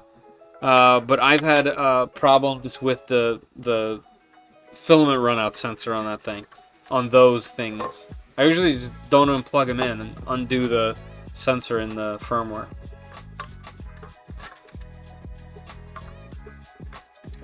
I now killed both of my Aquila X2s by running them non-stop for 2 years. I mean, that's amazing lifespan for such an inexpensive printer, right? Yeah, the Benchy is almost done. It's been 1 hour 30.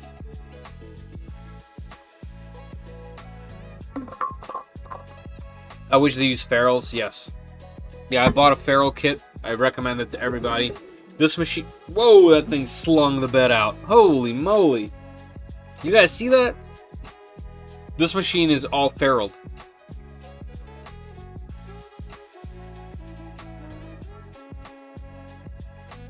I don't have that on mine, so I did okay for the first one. Yeah. Yeah, you're fine.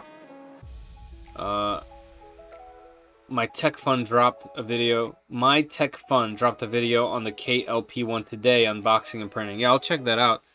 I know they have a new one that has some upgrades, but I also know a bunch of people had a lot of issues with the first one, and they stopped shipping it. The Benchy was just gone. Yeah, I mean, it shot that puppy out of there.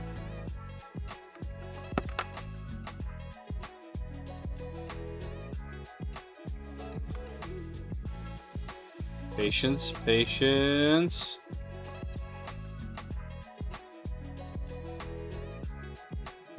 So you can tell when we changed up a bunch of things. So this bulge was the flow increase to 120. Shouldn't have done it. This seems like the accelerations also were attached to the extruder as well.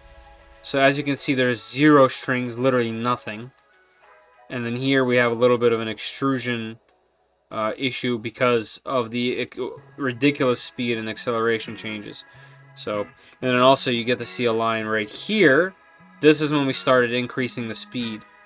So this is mostly original, incremental, and then this was the big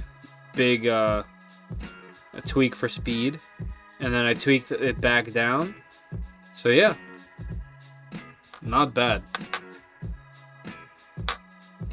And when it cools down a bit more, I'll pop it right off of there.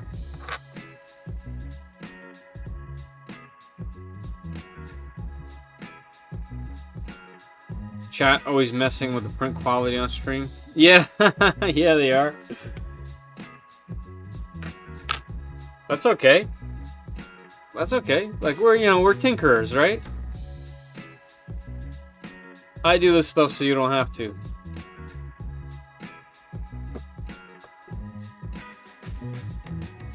Also, experimenting is very fun, and it would have been extremely boring and very, very long to just let it run at 100, doing its thing. So, we want a 7-minute benchy. That's right. Out of the box on a bed slinger.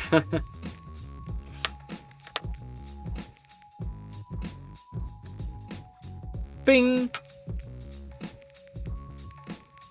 Let's get the brim out of there.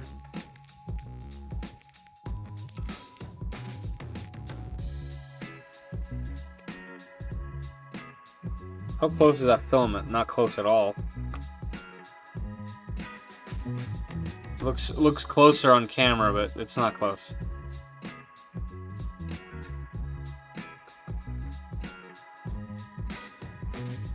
Yeah, I mean, you can see literally where I made the changes.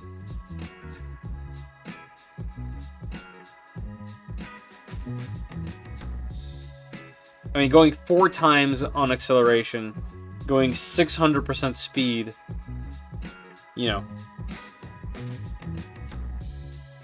So there it is. That's the benchy. And what I'll do is I will slightly tweak those things somewhere in the middle of crazy and not crazy. And I will print overnight the other benchy file from Orca Slicer. Because they have profiles already for this machine. So when we get off in a few minutes here, we'll go ahead and do that. And then I will be able to closer. Also, by the way, cooling was a non-issue. None of these problems that are here are cooling problems. They're all non-tuned, not tuned profile / machine problems. They're not cooling issues.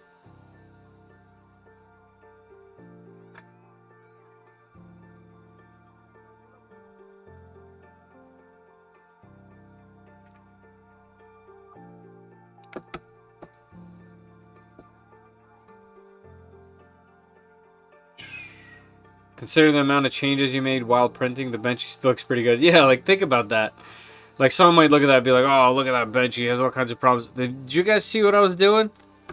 The acceleration, the jerk. I changed every mechanic of the machine while it was printing a benchy.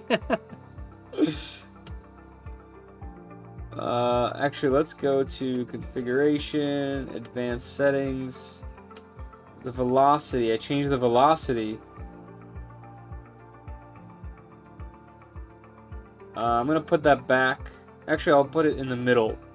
Right? That's what I'll do on the machine. I'll put everything from the highest settings to the middle. So let's go 550 on this velocity.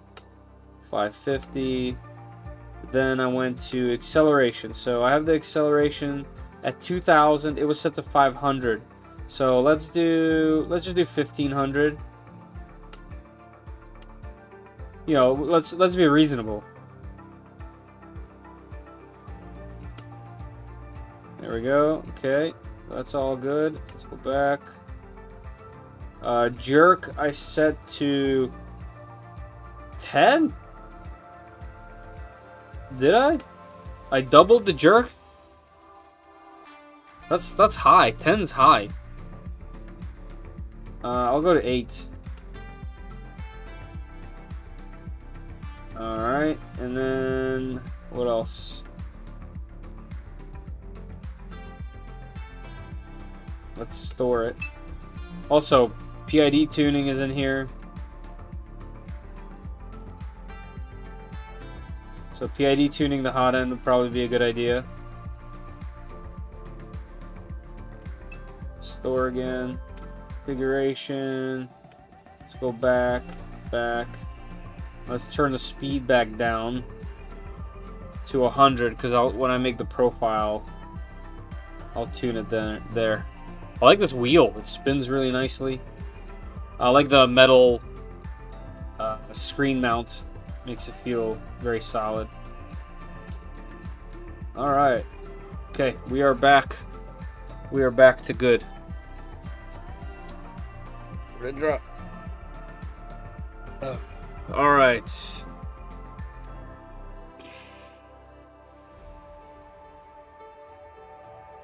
Papa, thanks for another very entertaining stream. Absolutely. Always a good time. Time this old guy to go to bed. Hey, have a great night. Thanks for popping in as always. Thanks for Papa in. Have a good night. Choose the last spool. Let's see how the AMS handles it. Nice. The last of a spool. AMS handles filament changes like a champ for me. Do you guys know if there's anyone or even Bamboo ever mentioned if they're going to allow us plebs to use the AMS system? I think I would legit buy one if I could use it with other machines, even if I was forced to use their slicer.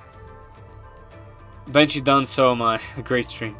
Yeah, thank you for popping in, and I appreciate it. Appreciate it. I wish I could change. Wish I could cause a change when specifically in infill. Yeah. I was just getting unlucky. Yeah, that would be a next level setting. Well, it was fun. Take it easy. We'll catch you next time. Yeah, absolutely. Grey Wolf, thank you for popping in. Probably not. Okay, everybody, so let me just do a quick, closing thing. I think even if this machine was up, right now on their website, I think it's $240 with 2 spools of filament.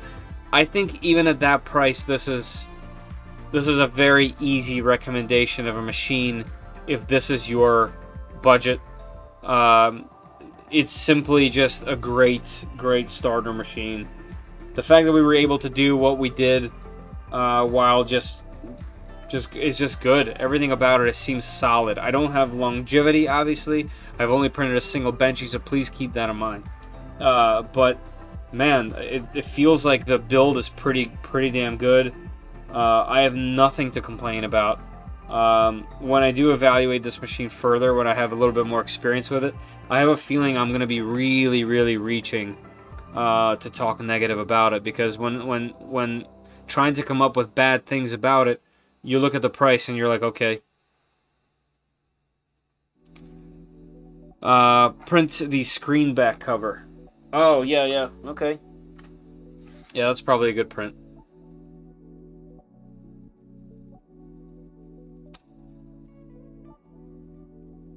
Still a great print for 1.5 hours. Yeah, benchies were... I remember printing 2-hour benchies were I'm gonna get a good benchy this time, 2 hours. And this was just destroying it. It would have been a pretty darn good benchy, it looks like. Also, check out the dimensions.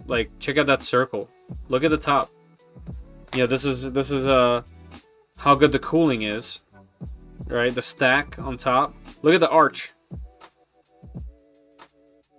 There is not a single issue with cooling. Look at that! Yeah, that's good cooling. Aside from the changes, aside from all of these very slight imperfections from just tweaking it like that, the cooling is spectacular. Let's see the square. Okay, it looks like there's a little bit of a bulge on the advance on the corner. So the linear advance could be turned down or up. I don't know how that works. I don't remember. But look at the circle on the stack. Here's the top layers. I mean, there we go. Now that it catches light, look at those layers. This is a great benchy for what we did. We molested that thing. SV06 looks like a really nice printer. Nothing wrong with it at all. Yeah, it's going to be hard to talk bad things about it. 20-minute benchies, the new 2 hours. Yeah, I mean, yes. So right now, my Voron prints an ABS benchy in about 40 minutes, which is pretty slow. It could technically go much faster than that. But it's super high quality at that point. The X Smart has a 17-minute benchy that comes out pretty good. It's not flawless, but it's pretty good. It's like 99% there, but that's 17 minutes. So it's incredible what newer tech can do. But that newer tech comes at a price. We're not even talking double cost.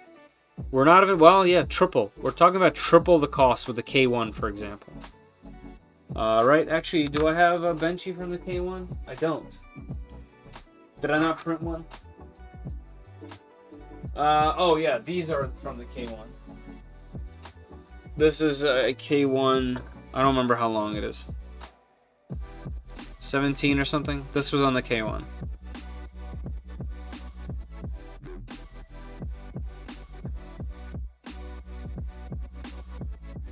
A little sloppier on the bottom there.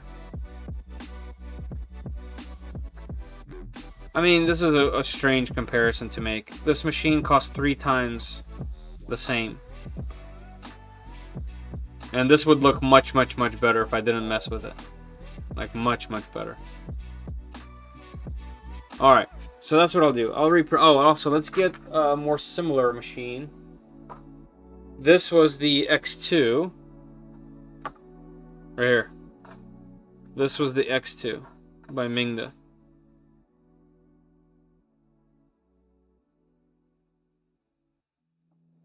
Has some stringiness here and there. Obviously, it's more consistent because I didn't mess with it.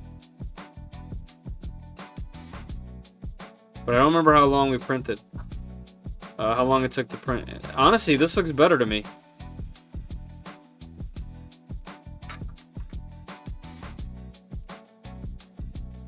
I guess the AMS one's the same color filament.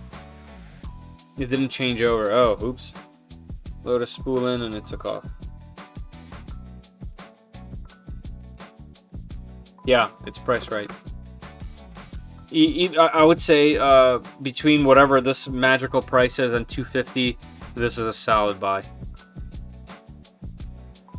I print 45-minute benchy on this SV06. Really? With clipper? Will? Or is it Marlin? Because if you do it on Marlin, is there any way I can get you to send me the G-code file so I can throw it on here and print one that's not, you know, a live stream print? That would be cool. If you're on Marlin, I don't remember what you said before. My memory bank is full. I gotta delete some old files. Anyway, okay. Yeah, I think if anybody's in the market for one of these, you know, check out the links below. I have the link both to Amazon. They're both affiliate links, so they help me out, but they don't cost you anything extra. One is to the store, their main store. I think at the moment this is a better deal, but you do get 2 rolls of filament if you want to buy from the official store. Like, for example, if you don't have Prime, that might be a solid option, especially because this deal does not look like it's permanent. You know, Amazon is always better for returns because it's just very easy. So if you had an issue or shipping mishap, obviously it would be much easier to deal with Amazon. But if that what's it called goes bad, if that deal expires and it goes back to 300 or whatever the next deal might be, then buying it from the official website is definitely the way to go. Okay, everybody, I had a lot of fun. Thank you, everybody, for going. Thank you for liking the video. Thank you to all the donations, the memberships. I really, really appreciate it. You guys really make you know, me want to continue doing these lives and just having a good time and just continuing going. So, bedtime 5:50. Man, you guys really are staying up. Clipper. Oh, okay. That's later for me. Great stream. Thank you for being here. All right, everybody. It's that time. And thank you, Sovol. I doubt you're still in here, but thank you, Sovol, for trusting me with the machine. You guys sent me one and never asked me to do anything with it. So, appreciate it. Enjoy the stream. I'll probably continue making content with this particular machine because I'm really enjoying it. Okay. See you, everybody. Have a good night.